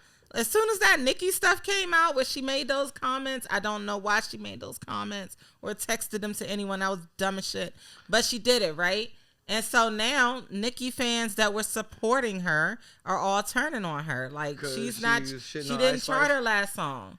Because she was shitting on Ice Spice? No. Because Ice Spice was talking shit about her in a text message. So I'm just saying, the fans know that they have control right now. So that last Ice Spice song that she just put out, Give Me a Light, it did not chart. Oh, yeah. That's not good. That's not good for our GOAT, So, hold up. So, who's our GOAT? The fuck you mean? Like, I'm confused as to who's winning that now. So, listen.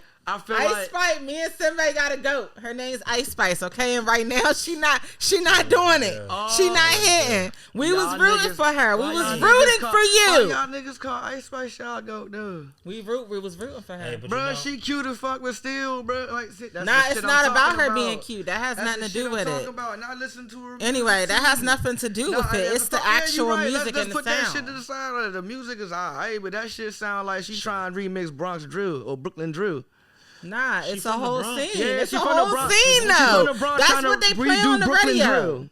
Nigga, I know niggas that's in New York right now, and I'm sure you do too, and they live up there. That's what they're playing on the radio. They love that drill shit. That's why it's been such a big thing in New York, where they're trying to get rappers locked up over lyrics. That's why you have all these people coming out now, like, yo, like, we need to we can't be using lyrics against people. Yeah, that's why they came out with what they call a sexy drill. Yeah.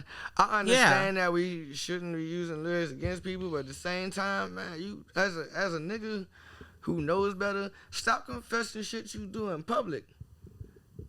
I know, but fucking period. In an age where you don't know where a microphone is or a camera, keep your dirt to your fucking self. If I could teach any of you watchers out there, you never know who or what is paying attention to you.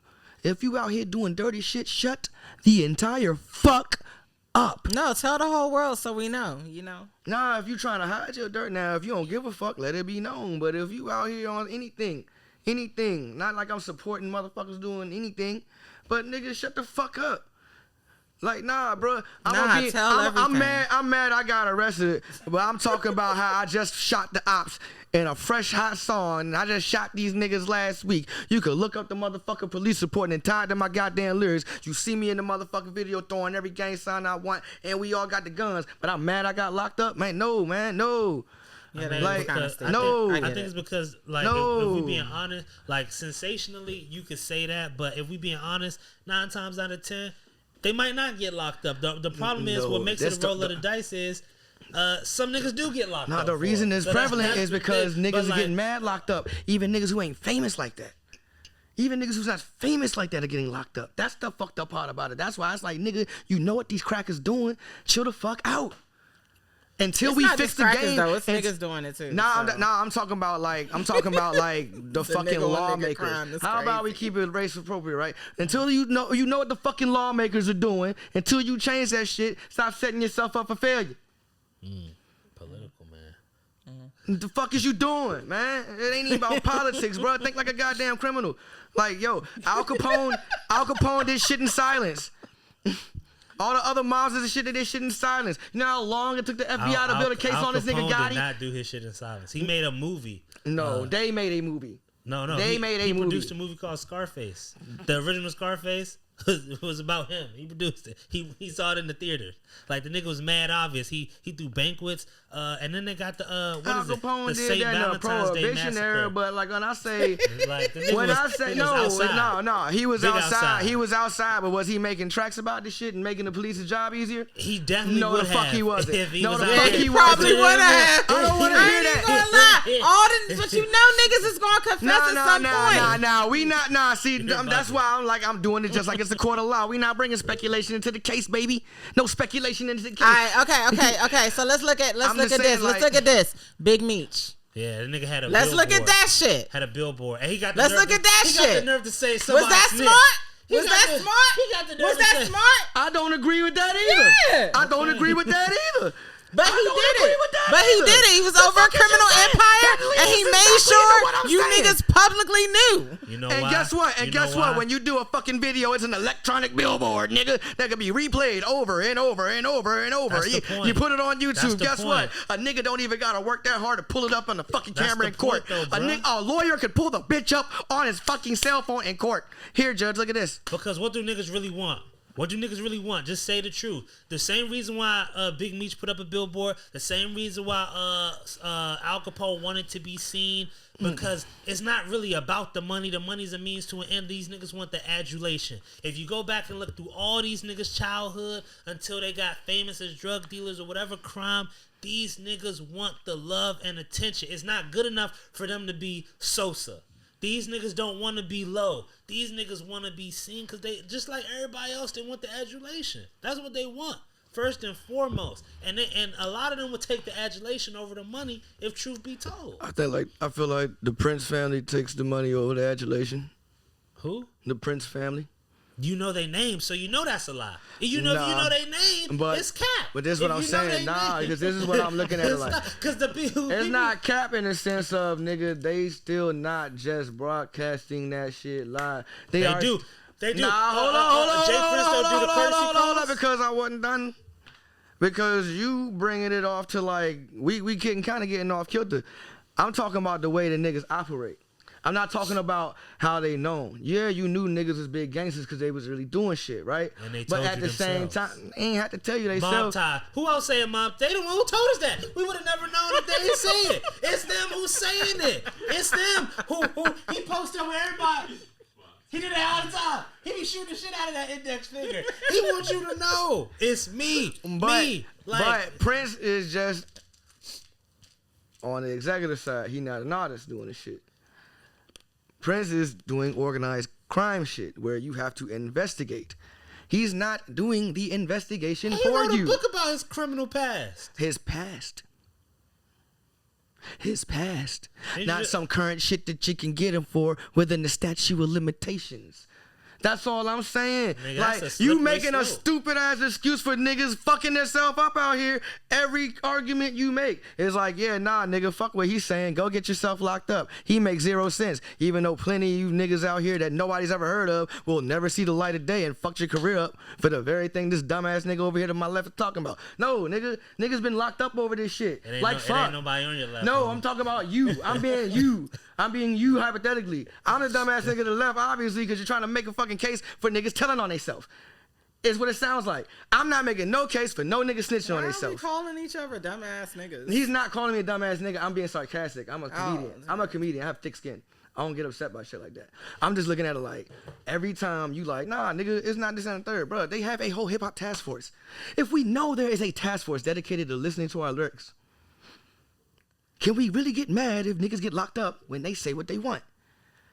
Yeah, I man. don't care. It's like, stand on business. If you gonna say that you want to get locked up, nigga, just do your time. Don't be a bitch about it. Don't cry about it. Because you fucking set yourself up. And I'm not here to condemn niggas for their lifestyle. I'm here like, yo, nigga, I want to see you live. I want to see you not in the clink. Maybe, just maybe, if you put a little subtlety to it, a little more creativity to it, you can still say the same shit, but you don't gotta be as direct. So people can use it as direct evidence, even though we think it's like fucked up. But it's just like you said. It's just like you said when a chick look through your phone and find the girl number. The number not supposed to be there, right? Yeah. So you not supposed to be doing this criminal shit anyway. It's gonna get you locked up. Why the fuck are you telling people? Because it's entertaining. Yeah, all right, yeah. Entertain your way to the clink. Entertain your fucking way to the clink. But some people don't go to the clink. Yes, Like, but some. Jay-Z, Okay, hold on, go ahead. I'm sorry, we gotta moderate. Explicitly said, I lost 92 bricks. He explicitly said on 99 Problems, he told you what street he was driving down, when the police pulled him over. He actually had drugs on him, blah, blah, blah, blah, blah, blah. And he got away with it. And, like, you can get away with it. Like, it's so many people who get away with it. It's so few that don't. That it's not enough to incentivize somebody who wants to get not to try. I'm not about to discount the legitimacy of that argument. That's not what my message is. My message is the caveat of that, though. What if you gotta go? That's all I'm saying. Is like every time y'all be, it's like you're still like getting away from the thing I'm trying to get across. Hey, we know these niggas is after us. Let's not give ourselves up. It's like, like if, when you hunt animals and they know you're hunting them, they don't just be in plain sight. You gotta sit in position and wait and be quiet and give away. And like you can't give away your position. You can't give animals any inclination that you are there, or else they are instinctually going to make sure to get the fuck out of danger. You see what I'm saying? Oh, what the fuck, dog? Like, why are we not doing the same? Like, I think you're discounting the power of relationships and relationships in the industry. But I'm because not I meet people every day. Everybody don't got that power though. Everybody don't have those relationships. Yeah, everybody's not gonna have that power. That's where the what if comes in. But that's all I'm saying. You see what I'm saying? That's like, how did saying, Diddy get away with doing with everything that he was doing for so many years? Because he has relationships, connections. You know what he did? He pissed one of those connections off. Exactly. And now we have everything else coming out. But it's good that it comes out because we need to know who these people are. We listen to these people. You got to realize that music is still a spiritual entity. That's what I'm saying. And it connects with everything that we do. We gotta stop doing fuck shit and rapping about it. We need to stop making a culture off of doing fuck shit to each other, rapping about it, and then not giving a fuck if niggas got locked up for it, maybe. Oh, but it's entertaining. That's all I'm saying. It is. Yeah, it's entertaining, but I'm because just like, you gotta think like back in the day when they used to tell stories. If it's entertaining, we can't say in the same breath, oh, niggas shouldn't get locked up for their lyrics. Then that's entertaining too, I guess. I mean, well, what I'm saying is basically back in the day we hear stories, right? Because throughout time we've always told each other stories. If you told the story and the story didn't sound lit, it'd be boring. Okay, babies get excited when you tell them stories. You can read them. Peter Piper picked a pickled pepper. Like, how many pickled peppers did Peter Piper pick? They're like, they love it. So as humans go through like this lifetime, like we want to hear lyrics and we want to hear the stories told with the exact rawness. Whenever an artist is being raw and true to themselves, or even if they're repeating a song, if they feel like it's true to them, the song comes out better, right? Yeah, you get that visceral reaction. I feel like, and it's like, damn, like they was really feeling it. I feel like you could achieve that without a heightened sense of self-incrimination. How? These niggas don't got education. They straight off the block. Like, you're talking about these niggas. Now we're still making excuses for niggas. No, we're not making excuses. Like he's saying, they don't have education. That's no. But it's not bullshit though. But it's a lot of dumbass kids out here right now. Right, like, and what are we supposed to do about it? There are a lot of dumbass kids out there, but there are a lot of intelligent ass niggas in the streets. Now they might not have applied themselves in school like that. Then. Yeah, it's very more ironic. But that's the thing. But the fucking school system's fucked up anyway. That's a whole nother subject.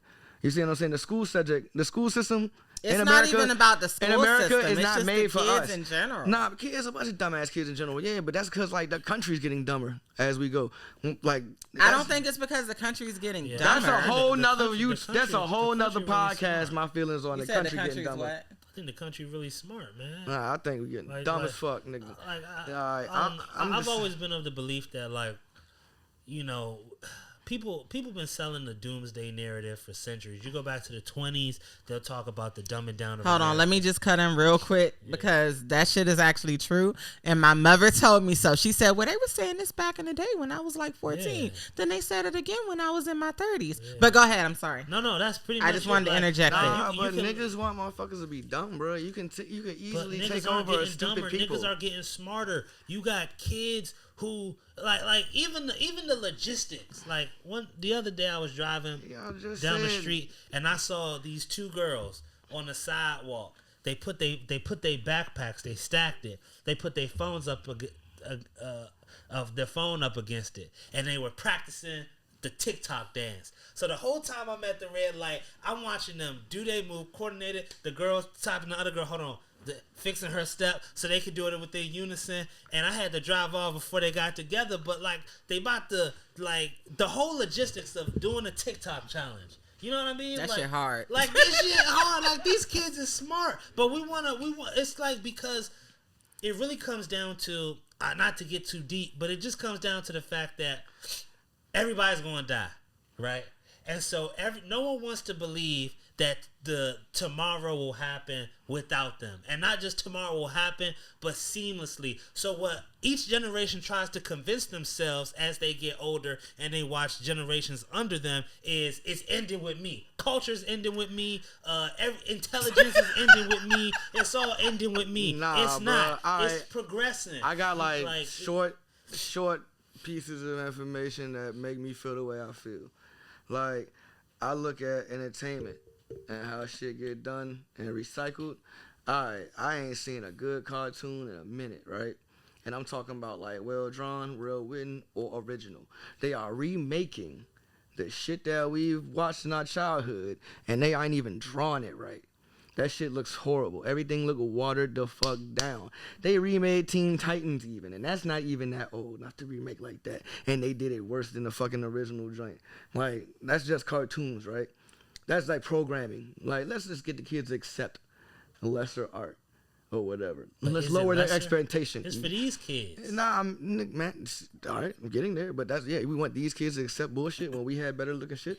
But it's not like, that's what I'm bullshit saying. to them. They like it. Nah, it's not bullshit to them, but that's what I'm saying. They want a motherfucker to like. It's motherfuckers out there that want shit to like shit. You understand what I'm saying?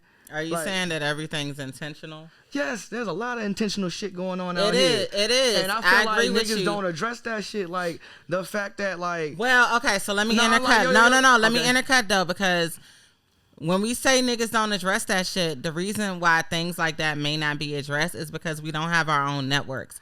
But in today's time, you can buy your own TV network and you can show your narrative of what you want. You can make your own shows, produce it, broadcast it to like the mass. That's not really the point I'm making. Like, all right, let's look at the fact social media come out. Everybody's programmed to like want to get a point across in like a minute now, right? Like, people's attention spans are shortening and shit like that. You ever been at a fucking light lately and somebody beeped the horn to tell somebody that, hey, the light's green? That's happening more and more frequently now because people are paying less attention. You dig what I'm saying? When the attention span shortens, you get dumber.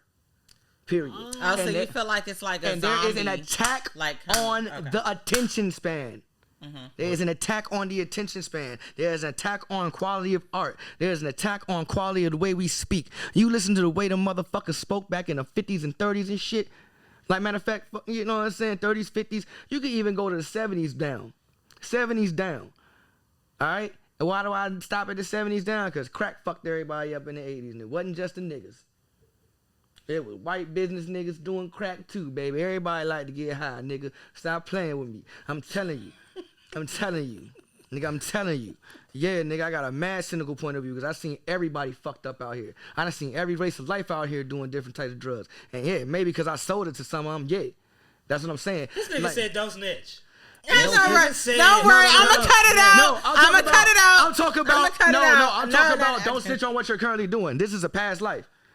Nigga, I'm a comedian now. I don't do none of that shit. So I talk that shit now. Nigga, don't do not incriminate yourself on my show. But that's the point though. This is the point though. Everybody do fucked up shit, right? And everybody been getting real high like fuck since the 70s, 80s. The 60s on down. They was getting high in the 50s. Yeah, but they were still a lot smarter. A lot smarter. Wow. Listen to the fucking vocabulary they use. Look at the way they read and the way they wrote. You think we're so smart? They didn't even have that until the Harlem Renaissance. This motherfucker said they didn't have the option. They didn't have the fucking option to text. Nigga, you're supporting my goddamn point. They had to pay more attention. Yes, but they had to write letters. They had to write letters. Writing commits to memory. Helps with your attention span when you memorize more shit. People got tired of writing letters, so they invented emails. Motherfucker. People got tired of emails, so now we can airdrop. Motherfucker, do you know how long people could send emails before they even came out? Stop playing with me. All this technology that they just introduced to you has been developed 42 years before that, bro. Real live shit, nigga. We're late on all that shit. They could have been did. No. They could have been. No, they could have. And then it gets. Yeah, and then why do you put it out to the public? To weaponize it. To weaponize it. To use it against the public, yo. The fucking internet. The internet. Hold on. Wait. Okay. My fault. Keep. Nah, but the internet, right? You know how people. You know how people weaponize the internet and shit. You see what I'm saying? The internet age, you got so much access to so much shit now, right? But that same shit has access to you. You dig what I'm saying? Like, niggas don't think about the fact that, like, oh, even through the fucking camera on your joint right now, it could be a motherfucker watching this whole thing. It could be a motherfucker listening to all this shit right now, just to see what we're talking about. So, just in case we're a threat. Why? That's why niggas want you distracted with a bunch of stupid shit and docile in a motherfucker. Niggas want you to not be able to pay that much attention to where as though you can't even focus on it. The fucking light is red anymore. So you're coming on from the Big Brother is watching perspective. Man, I'm talking about, yes. Yeah, your condition has been conditioned. Okay. Yes. Okay. And they watching. Go. Okay. First of all, shout out to Big Brother. You know what I mean? Everybody need a Big Brother to watch over them, keep them safe. Not like this one. But not like this one, nigga. First of all, and then second of all, man, I think what I was saying, like, of course, like the military, they got guns that aren't available to the public, and in a few years, when they, make better guns, then those guns can be available to the public. Our shit is harmless to them, right? Yeah, but that's the point, because we're just the public. No, that's because they want us under submission, nigga. How the fuck do you control masses? Through a lack of information and hoarding resources and weapons. The fuck? How do you think the rich stay in power and it's so few of them, but it's a shitload of us? Successful programming, my nigga. Successful programming, my nigga. And it goes all the way to like the fucking shit we watch on a daily basis, yo. Like, niggas be talking about, oh, everybody's over sexualized. Nah, nigga, they been trying to do this shit for centuries. If you look at all the Disney characters, they are shaped like sex fucking organs. Mickey Mouse is a dick with ears. Okay. Take off his legs. No, take off his legs. Take off his legs and his head, yo. Look at his body. It's a dick. Then goodness gracious. Like, you know what I'm saying? Like, take off his head. Take off his head, his legs. No. His ears. Okay, look. Hey, what's his nose shape like? No. Take the lens off the camera.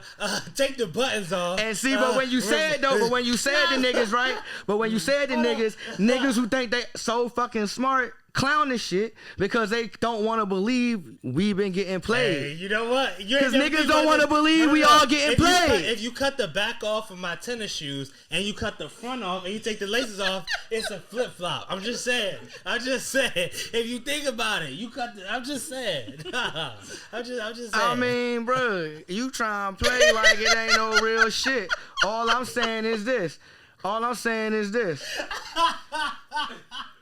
You faking like the Patriot Act didn't come out and give the government the right to snoop on you anytime possible. Them niggas always, whether it's in the paper or not, them niggas can do what they want to do. So if you say they can do what they want to do, then why the fuck is it so hard to believe that niggas are fucking with you? And been putting shit out there to subliminally condition motherfuckers. Like the fucking feminist movement and shit like that, right? It's not about feminism. It's about like, let's hop on that shit, try to fuck up what they really meant. No, trust me, because feminists nowadays is not talking like feminists back then, right? Hey, let's you know what, J-Rob? Next time I take a nap, I'm telling you, next time I got the audacity to take a motherfucking nap, I'm going to ask permission, J-Rob. And from now on, fuck that. I'm telling you. So you don't think it's feasible? You don't think it's feasible to use a movement like the feminist movement to pit men and women against each other to attack the nuclear family? How many people you know nowadays is like still married that got married like maybe 10 years ago or even shorter. How many families you see that's still together, right? That ain't got like, oh, I got a stepmom and a stepdad. Shit get mad normal, right? My parents been married for 40 years. That's dope. My older brother been married for 15. My other brother been married for 10. That's dope shit. That's exceptional people, but that's rare nowadays. Normal niggas, man. Them normal niggas ain't the average, pimp. I see a lot of normal niggas at my job. I don't know about that one, Ed. I don't know. All right, so I feel like it's just as many people getting married as getting married, but staying married, my nigga. Like, they're staying married. You know what? Statistically, because I know what you about to do, and I know a lot of people like to cite that false stat that's like over 50% of marriages end in divorce, but that's not true. The majority of people who get married since 1990 stay married. Like people be liking like. People be thugging it out with their spouse. Don't let the internet. Man, fuck out of here. Cause I hear where y'all coming from, but I done seen a whole lot of marriages split up around me. Now I don't think that has anything to do with me, cause it's not my fault. My parents split up, and it's not my fault. Not your fault. Exactly, and it's not my fault that other people's folks split up around me neither. No. I just happen to see that. You see what I'm saying? Now, I also seen examples of people who have stayed together as well. But unfortunately, in my experience, on average, I've seen a lot more splits than linears, like staying together. And the ones that stay together been together for a minute. Like more than 10 years. Like you said, 15. You see what I'm saying? And then 40 and all that. People who have been longer, more than 10 years. I mean, but it's somebody you know what I'm who saying? got married like, today who won't be married for 40 years. More than likely, yeah, but they probably in another country somewhere. Like, you know what I'm saying? Nah. This is what I'm telling you, bro. Nah. Like, and I'm not saying it like, woe is us. I'm just saying that there are people attacking the nuclear family, and we just got to make sure we keep an eye on that so it don't get fucked up and out of hand. When niggas don't think shit happen and they don't do shit about shit, and then that's when shit creep up on you. It's too fucking late. Hey, J-Rob, is they attacking your nuclear family? Because I got to find out who's attacking the nuclear family. You know what I mean? Hey, yo, like, we could go into it for days because I'm telling you, it's like another podcast. But I'm going to start sounding like a conspiracy theorist. I keep going into it. And now I don't feel like it, though, because it's like, if you don't think it's valid, I don't got to waste the ear space, my nigga. Like, you know, because they going to do what they want to do, whether we give a fuck about it or not. I just feel like a lot of people are married. I feel like a lot of people are engaged right now. And I'm not saying that, like, it's over for everybody, neither. But I'm saying there's a lot of people fucked up out here that don't see shit as positive as y'all. You dig me? And it's epidemic out here. I wish more people got to see the shit as more positively as y'all. You see what I'm saying? I'm with y'all. I like to push more of that and broadcast more of that too. But like usually everybody likes the positive. Yeah, though. and a lot of. But all right, what's the most popular stupid ass argument on YouTube right now? I see getting pushed on or any social media. It's like men versus women for the stupidest shit. You see what I'm saying? Like you got women out here talking about they feel safer in the bed, in the woods with a random bed and a random dude. And in some instances, I mean, damn, I don't know. They might be on something. I feel safer with a bear, but yeah. But look, we're getting off topic though. It was a joke. I don't feel safer with a bear. We can talk about it. I feel safer with myself. Anyway, so look at this. Did y'all see this video?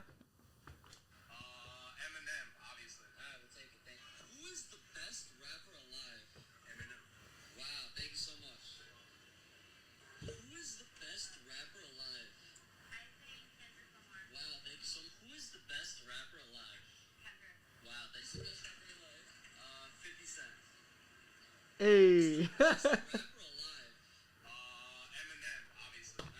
So is that our turn? Huh? Is it our turn? Yeah.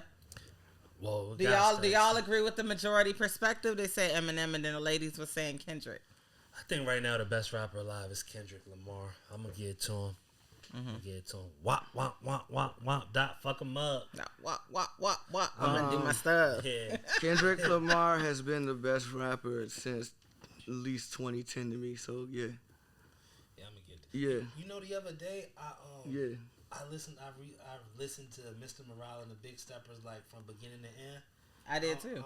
Like again because of this, and he could have retitled it like Black People the album. You feel me? Like it was so because it was so layered. Like there was Nah, it was so unique. Like it was an out because it was like, dang, you really gotta be raised by black people, specifically like a black woman for the album. Like his mom getting abused, because I started thinking like, dang, like my grandmas, my aunts, like I ain't never meet a woman in my family from that era who ain't give me an abuse story. You know what I mean? And to see how that kind of shapes how they raise us and how he was raised. And then he was talking about how rappers have been abused and they cover it with drugs and tattoos. And I'm like, man, it's a lot of like abuse in the ghetto. You know what I mean? That's just like, and all that. Like yeah, it's a lot of. I'm just saying, it's a lot of abuse in the ghetto for the like men, women, and children. And them where like, you see the most fucked up, broke up couples at. Not his parents still together. Nah, that's not fucking talking about. I'm talking about the other ones, nigga. Ask that nigga how many folks in that community still together that ain't his parents. Yeah, I mean, me? that goes because some people trauma bonds. Nah, but in LA, I feel like a lot of the families, for some reason, the family unit out there in California seems a little bit stronger. I don't know why. I don't know if it's because I know several people from there.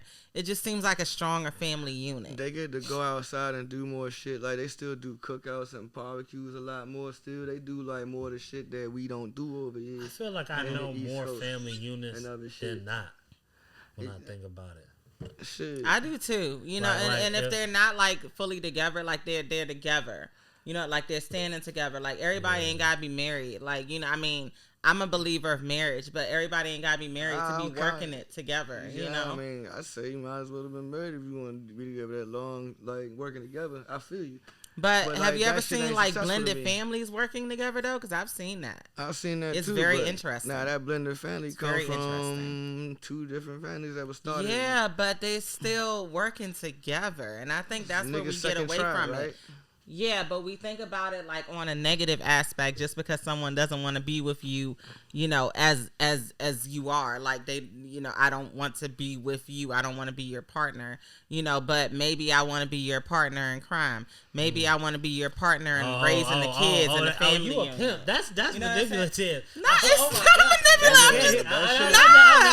That shit sound whack as fuck, bro. That shit whatever. And niggas tell me I'm a fucking retard. And niggas tell me I'm a fucking retard for thinking the family structure's under attack.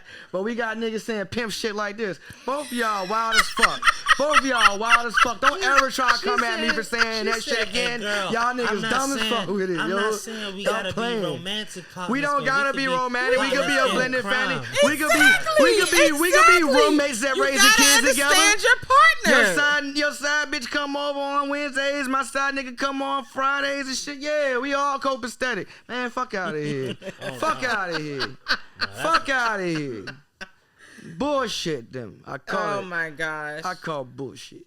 Did y'all hear the Travis Scott and Don Toliver and Charlie Wilson song? I like that. Fuck no. I want to hear it. I want to hear it. That nigga was singing on that joint. Now I want to hear it. What you mean? Now I want to hear that shit. That joint crazy. That joint is crazy.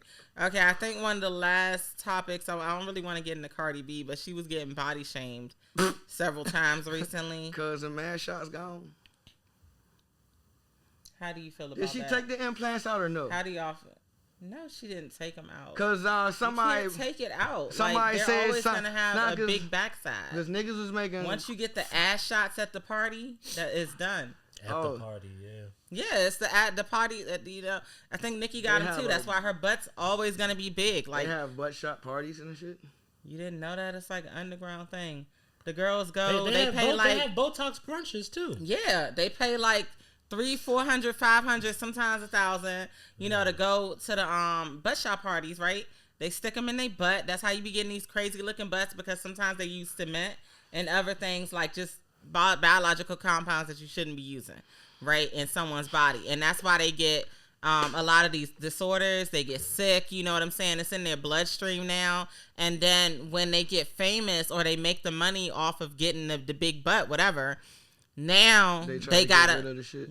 Yeah, they either gotta get rid of it or try to get rid of it. They can never really get all of that stuff out of their bloodstream. That's why ladies, you gotta be careful when you're going to go get all these surgeries. I'm not a promoter of that. Like, I feel like you look how you look. if you want to look better, lose weight or gain weight, whatever you got to do, you know what I'm saying? But it's like, you know, I feel like, you know, it's just be happy with yourself. But I'm not judging people who do it. Like, augmentation is a fun thing. It can be really nice. I just say, but the butt shot parties are love real. yourself better, baby. Say that money, love yourself. You ain't got no ass, guess what? There's a nigga out there still a fuck on you. What? And love the shit out your no booty ass too. He gonna stay with your no booty ass. He feel like it's less a chance of you leaving him for somebody with ass. So, you know, everybody was made how they was supposed to be. You wasn't made for whoever. You was made for you and whoever you supposed to be with. Nigga, love yourself and save your bread. But how do you feel about the body shaming? Because it's bad. It's really bad. What are they body shaming her? Like, what are they saying about her? Like her. Oh shit. You know, the way I look at it when it comes to physical augmentations is as long as somebody, you know, they understand the risks and they also you know, they weighed the pros and cons. You know, I can't really judge. What I will say is though, I will say it's a two-way street though. Like I always say, somebody like Cardi B, you know, you put your body on display. But you got to be willing to know that not everybody, it's not just only adulation. Some of it is going to be criticism or some of it's going to be people, you know what I mean, clowning you. So you can't, it kind of goes to like when we were having a discussion about artists switching it up with the music. Yeah. It's not fair that you switched up with the music, but you only want to hear our opinion. I'm talking about the artist. When it's good. Or it's like, okay, if you want to get a boob job, you want to get a butt job, that's cool. Some people, they debut their butt job or boob job on the gram and everybody like flames. Other people get flamed. But like shit though. It's, you know what I mean? I'm a type of flamer. I'm gonna flame the shit out your stupid ass. I'm not talking about somebody who just doing it for joy. I'm just talking about I'm talking about if it don't look good, like I'm roasting understand people gonna say, hey, your job don't look good. I'm gonna do you dirty. If it looks great, obviously it look great. I don't give a fuck if it look good or not. I'm gonna do you dirty. Know why? You can't tell me I'm body shaming you if you ashamed of your body, bitch. Yeah. Well, yeah, you nah, can. because if I'm a clown this... Nah, yeah, I can. Yeah, I can. Yes, I can. Because if I'm a clown this nigga... And we gonna clown this nigga Drake... And we gonna clown this nigga Drake for the little old Zempic and his BBL and all that shit. I'm clowning all these other bitches. Good. That's the thing. But no, I don't care. It might look good to somebody. But I'm still clowning. Nigga, you ashamed of your body. Nigga, you did something. You told God he was wrong. And he obliged. No, nigga, you are not obliged to tell God... You tell God he wrong all you want. Tell that nigga to his face, nigga. Fuck out of here. Your arm's too short to box with the man. Stop playing. And then it's like, yo, accept who the fuck you are, neither, dog. That's like lack of self-esteem and shit. And then it's like lack of fucking effort. You work out. I obviously can tell that. Because you... I appreciate that, Yeah, man. Exactly, nigga. You look like a nigga that work out, right? Now, why do you work out? Not just to stay healthy, though, because you know that you'll look better than another motherfucker who don't take his shirt off, who don't work out. Outside of that, right? No, not necessarily. Well, that's one of the perks. Well, that's one of the. If you don't do it, but if you don't do it for that though. Why do you work out, Simbay? Why do you work out? Oh dang. Well. Nah, outside of health. Outside of health though, nigga. Because all the obvious reasons, because it's good for my body. We're gonna be nigga. Don't give me healthy reasons. Are there any cosmetic reasons why you work out? No. I bet, and that's not wrong. That's good. But guess what? Inevitable benefit of your discipline is looking better than niggas without their shirt on. To be honest, so man, it's not a point. That's the point I'm making though. Like nigga, like cause I be working out now trying to get my shit better. Cause I saw my stomach poking out. I was like, fuck no. That's what I'm saying though. I started working out cause I ain't want to be fat. Period. I like being fat. Nah, nigga, well, you can't be a short, fat dude, though, my nigga. You short, fat women get away with it. Y'all get shape. Yeah, nigga, fluffy, love it, touch it, all that, lay on it. Short, fat nigga, no, dog, bitch is gonna be like, I can't see your dick. Nah, nigga, I'm not going for that. Never will be me. Hey, never will be me. That might be Never will be me. Never will be me. Forever when I look down, I'ma see it, something hanging, baby. Yeah, exactly. Oh, nah, nigga, I ain't saying that like I ain't got no meat. Yeah. But I'm saying like, nigga, I'm short. I am short, so I'm not gonna go this way, nigga. I'm only gonna go either this way or this way. Well, so as a short nigga, if I let it go and it goes too far this way, eventually big dick get covered up by a big gut. I wanted to get into some final thoughts. I wanted to talk about Nicki Minaj getting locked up. Make sure I'm good.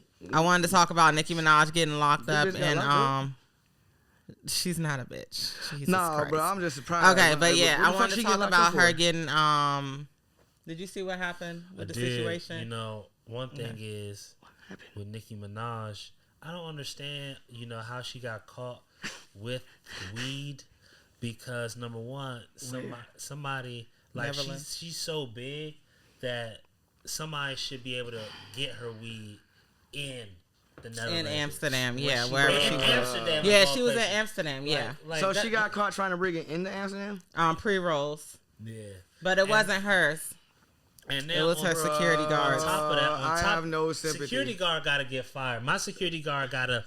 If I'm on a 4-month tour, my security guard gotta be sober the whole tour. That nigga gotta be the most on point nigga in the world. Matter of fact, now if you a big artist, you gotta piss your security guards daily.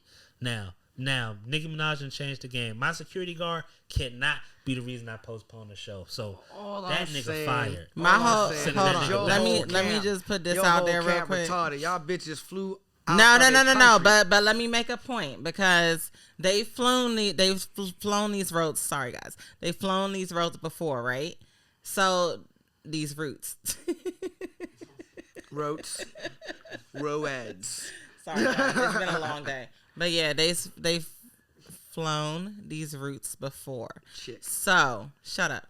Why would they all of a sudden just have their bags so randomly checked? I'm pretty sure she's had lots of pre-rolls, lots of marijuana, things of that nature. You know what I'm saying? You are going to the weed capital of Europe, and you're bringing weed. That's like bringing sand to Miami Beach. I know, but we know that she's gone on these routes before. So what I'm saying is, why did they not know? That makes me not feel any more sorry for you, bitch. You been here before. You know what the fuck they finna do. Fuck you, that security guard and them team. Somebody's trying to set your stupid ass up. One, you fucked up out here or something. What the fuck? That nigga should have known better. And then, like I said, why the fuck, nigga, I'm smoking my pre-roll before I get there, or I'm finding a way to smoke that bitch on the plane or some shit, or I'm gonna eat some edibles or some shit for the goddamn flight. Why the fuck am I bringing pre-rolls to the weed capital of Europe? What you think, Simbay? The minute you get off the plane, you can go to a coffee shop and buy the same pre-rolls, my nigga. I mean, I think number one, fucking stupid. Arresting Nicki Minaj, I think it was for clout, but I think number two, they do that. That's what they did inside Rocky like that when the niggas knocked that dude out. I think number two, it was kind of irresponsible for the security guard to put his client in that situation. And then number three, you know, I hope she ain't had nothing to do with it because that just wouldn't be smart on her behalf. But I think she'll be all right. I know they postponed the London show, but I think that's just going to give her more material for her next guest feature. I think her next show in Europe, which will be in a few days, I'm sure, is going to go crazy. She's going to talk about it on stage. It's just going to add more fuel. I think it's going to be... Did she talk about it on stage at her show last night? Oh, she was able to perform last night? Yeah, she performed in, I think it was Birmingham. Oh, it's lit. It's lit. If the show back on the road, it's lit then. Lit. They only locked her for like 5-6 hours. Oh, but that's why I agree with it was only for clout. It was only for clout that time. They let her go. Because they know, number one, it's Nicki Minaj. It's an election year. Mm-hmm. We got a black female vice president. Nicki Minaj can't be in jail. Hold up, nigga. We got a black... What the fuck does that matter in the Netherlands? Why it matter in the Netherlands? Because they're going to hear from Kamala Harris. Man, ain't nobody fucking scared of Kamala Harris. Come on, nigga. And they don't got to be scared of her. Nigga is scared of her. They hated her in Cali. But she's also the vice president. Niggas hated her. They're not scared of her. They hated her. You can be brave. They can be brave. But that's my saying. But it ain't even about that. Like, Kamala Harris don't got that kind of pull in the Netherlands. The vice president of America don't got pull in the Netherlands? And then why would she waste that pull on Nicki Minaj? She said she ain't doing shit for black people. She never did, never will. When did she say that? She went to Howard. Bruh, just because she went to fucking Howard doesn't mean that she did not say that shit. I don't give a fuck how good Montel Williams' goddamn goatee look. That is still one of the whitest niggas I've ever seen host a television show. I've watched that show before. Oh yeah, that is Montel. That nigga does not credit you as a black person. Fuck out of here. He got a black daughter. Well, they called it. They said it was Montel Jordan for the last few years. Y'all talking about Kamala Harris. He does not validate Kamala Harris. They not together. I mean, they not together. And it's still the same lady. It's still the same lady who ain't. She liked the niggas back in the day. She wasn't gonna do shit for black people when she first got in office. What the fuck she done for black people? Well, who are you voting for? No, I don't know who the fuck I'd vote for this year. I don't trust Sleepy Joe or Trump. Fuck y'all niggas. I do not want my president having dementia out here. Fuck y'all. Simbay, who you voting for? I'm gonna vote for Joe Biden. You gonna vote for Joe? I ain't mad at that. I'm voting for Joe Biden too. I don't want an authoritarian government. I feel like y'all. Simple, man. I don't know what else to do. I think the government is gonna lean that way no matter who the president is. For real. And you got a better chance with this dickhead Trump in there because I'm only speaking from experience. Cause like, nigga, you speaking from, how much money you made since Biden been in office just getting to sit on your ass? All right, how many people has Trump left in Afghanistan? How many people or military weapons he like? Oh shit! Oh my God! Nobody likes to think of the fact that when this nigga got in office, the first thing he did was pull the troops out of Pakistan without making sure that all of our citizens got out or all of our military equipment. Was that Pakistan or Afghanistan? Both. The whole shit. The whole Middle East, nigga. The whole operation over there. We were all over the Middle East and he pulled niggas from everywhere and left a bunch of shit, nigga. And nobody talks about that shit. Oh, and we want to vote for the nigga that's been like single-handedly fucking the country on inflation. Why? Because he's letting the companies drive the prices up even though they can't justify what they're doing and nobody's pushing the wages. Man, fuck out of here. I'm not voting for that cracker or these other crackers, bro. I don't know what the fucking do outside of like maybe we just get money and use that money to bribe these bitch-ass niggas to do what we want like the rich white people do. Fuck your vote, nigga. Your vote don't count, nigga. The electoral my vote counts. The electoral college my picks the vote president. counts because I have No, your vote counts. Your vote counts when you vote for the Senate and the House. Your vote counts when you vote for Congress, nigga. They want whoever they want to be the president. The electoral college puts them in place. The popular vote does not make the president the president. The electoral votes do. So whatever the electoral college of your state decides is whatever they decide. You better pray that they go with your state's popular vote. I'm not really like feeling like I don't want the Indiana Pacers to like lose. You funny as tonight shit. You funny as shit. No, I don't want them to lose. And for y'all who don't know, it's 85-85. We've been watching the game over here while we've been doing the podcast. That's why niggas kind of seen distracted. That's why I'm like, ooh. But who y'all got though? Like, I think Boston gonna win. I'm a Celtics fan. What I see from Boston from these past 3 games and even now, they don't got no need to ever panic. No matter what type of run Indiana going on, they just kind of run their offense. And when I look at Indiana, especially without Halliburton, good shot, TJ McConnell. Everything look like every time they make a shot, it look vicious. Like it look like a lot of effort. Somebody got to hit a crazy move. Somebody got to exert a lot of effort for Indiana. Whereas with Boston, they just swing, cut, screen, back cut. Like they just going through the motion. Yeah, they just hoop. So look at this nigga had to do a pirouette in the air, jump stop. Like you're not gonna win. You're not winning. But both of these teams, I believe, are. Hold on, what's the stat on it? Do that. That's what he do. I think both of these teams score very highly. They just try to outscore. Indiana is the top rated offense in the league, and Boston is one of the top defenses, if not the top defense. So right now it's basically best offense versus best defense, but niggas don't be sharing a caveat of Indiana had to improve their defense to advance. So they're a better defensive team now, and Boston been one of the best offensive teams as well. They're the only team in the league probably still in the playoffs. Offensive or defensive? No, both. Okay. They're the only team in the league in the playoffs left that's probably top 5 in offense and defense, I think. Yeah. Right now. I got to look that up and make sure because Minnesota you're right. They're like top in like almost everything. That's what I'm saying. But Minnesota might be up there too. They're one of the top defenses. I just don't know what the offense is. You see what I'm saying? Yeah. But like, Mavericks. This looked like the only game Indiana could win. Yeah. They better win it if they want to win. Not a few weeks ago when not a few weeks ago. Nah, bro. A few days ago, like no. They should have won that game. Every day. They should have, but they didn't. And this is the only game they got left. They gonna win because if they win this, they still got to go back to Boston for Game 5, and it's over. I think it's finna be over now. It might be, but they up 4, so I'm gonna see. But I still think the Celtics could pull it out because Jaylen Brown ain't fucking off. Jaylen Brown is like, hey, JT, I don't know what you doing, but I ain't finna get punked this year, nigga. You gonna have to come on. And he balling. 36 and 10 last game? Last game, yeah. And guess what they had? Guess what happened? Guess what happened in the interview? He's like, yeah, JT finally woke up. Jaylen Brown said, yeah, JT finally woke up. He's been calling him out like, my nigga, come on. I'm supposed to be Scotty. Bust ass. Okay. That's what he's telling him. So that's what he's telling him. And I'm telling you right now. Oh, yeah, we got to wrap. My bad. Yeah. Who y'all got winning, and then we're going to close out? Nah, so it's like, I got Boston the winning whole the thing. series. Okay. Boston winning the series, but if they got to play the Mavs, ooh, fuck, I don't know. That's going to be dangerous because Kyrie got a bone to pick with them niggas. Yeah, I think Boston going to win the championship. Okay, I'm going with Mavs. Dallas Mavericks for the win. For the whole thing? For the whole thing. They might just. Yeah, it's I think dangerous. So. Yeah. I think it's going to be Boston and Dallas, and the championship is just going to be if Jason Tatum plays like he's fucking supposed to the entirety of that series, they good. Because Jaylen Brown is starting to show this year, like, nah, nigga, like, it's whatever. Like, that one clutch-ass shot he hit that other thing, he don't usually hit clutch three-pointers like that. He's stepping his game up. I got to wrap it up. I'm sorry, guys. My bad. All right, so thank you guys for tuning in to the Trapmiss Podcast with my guy, Simbay. Thank you for having me. And Eddie K, the comedian. What's up? Thank you guys for tuning in. We appreciate y'all. Peace.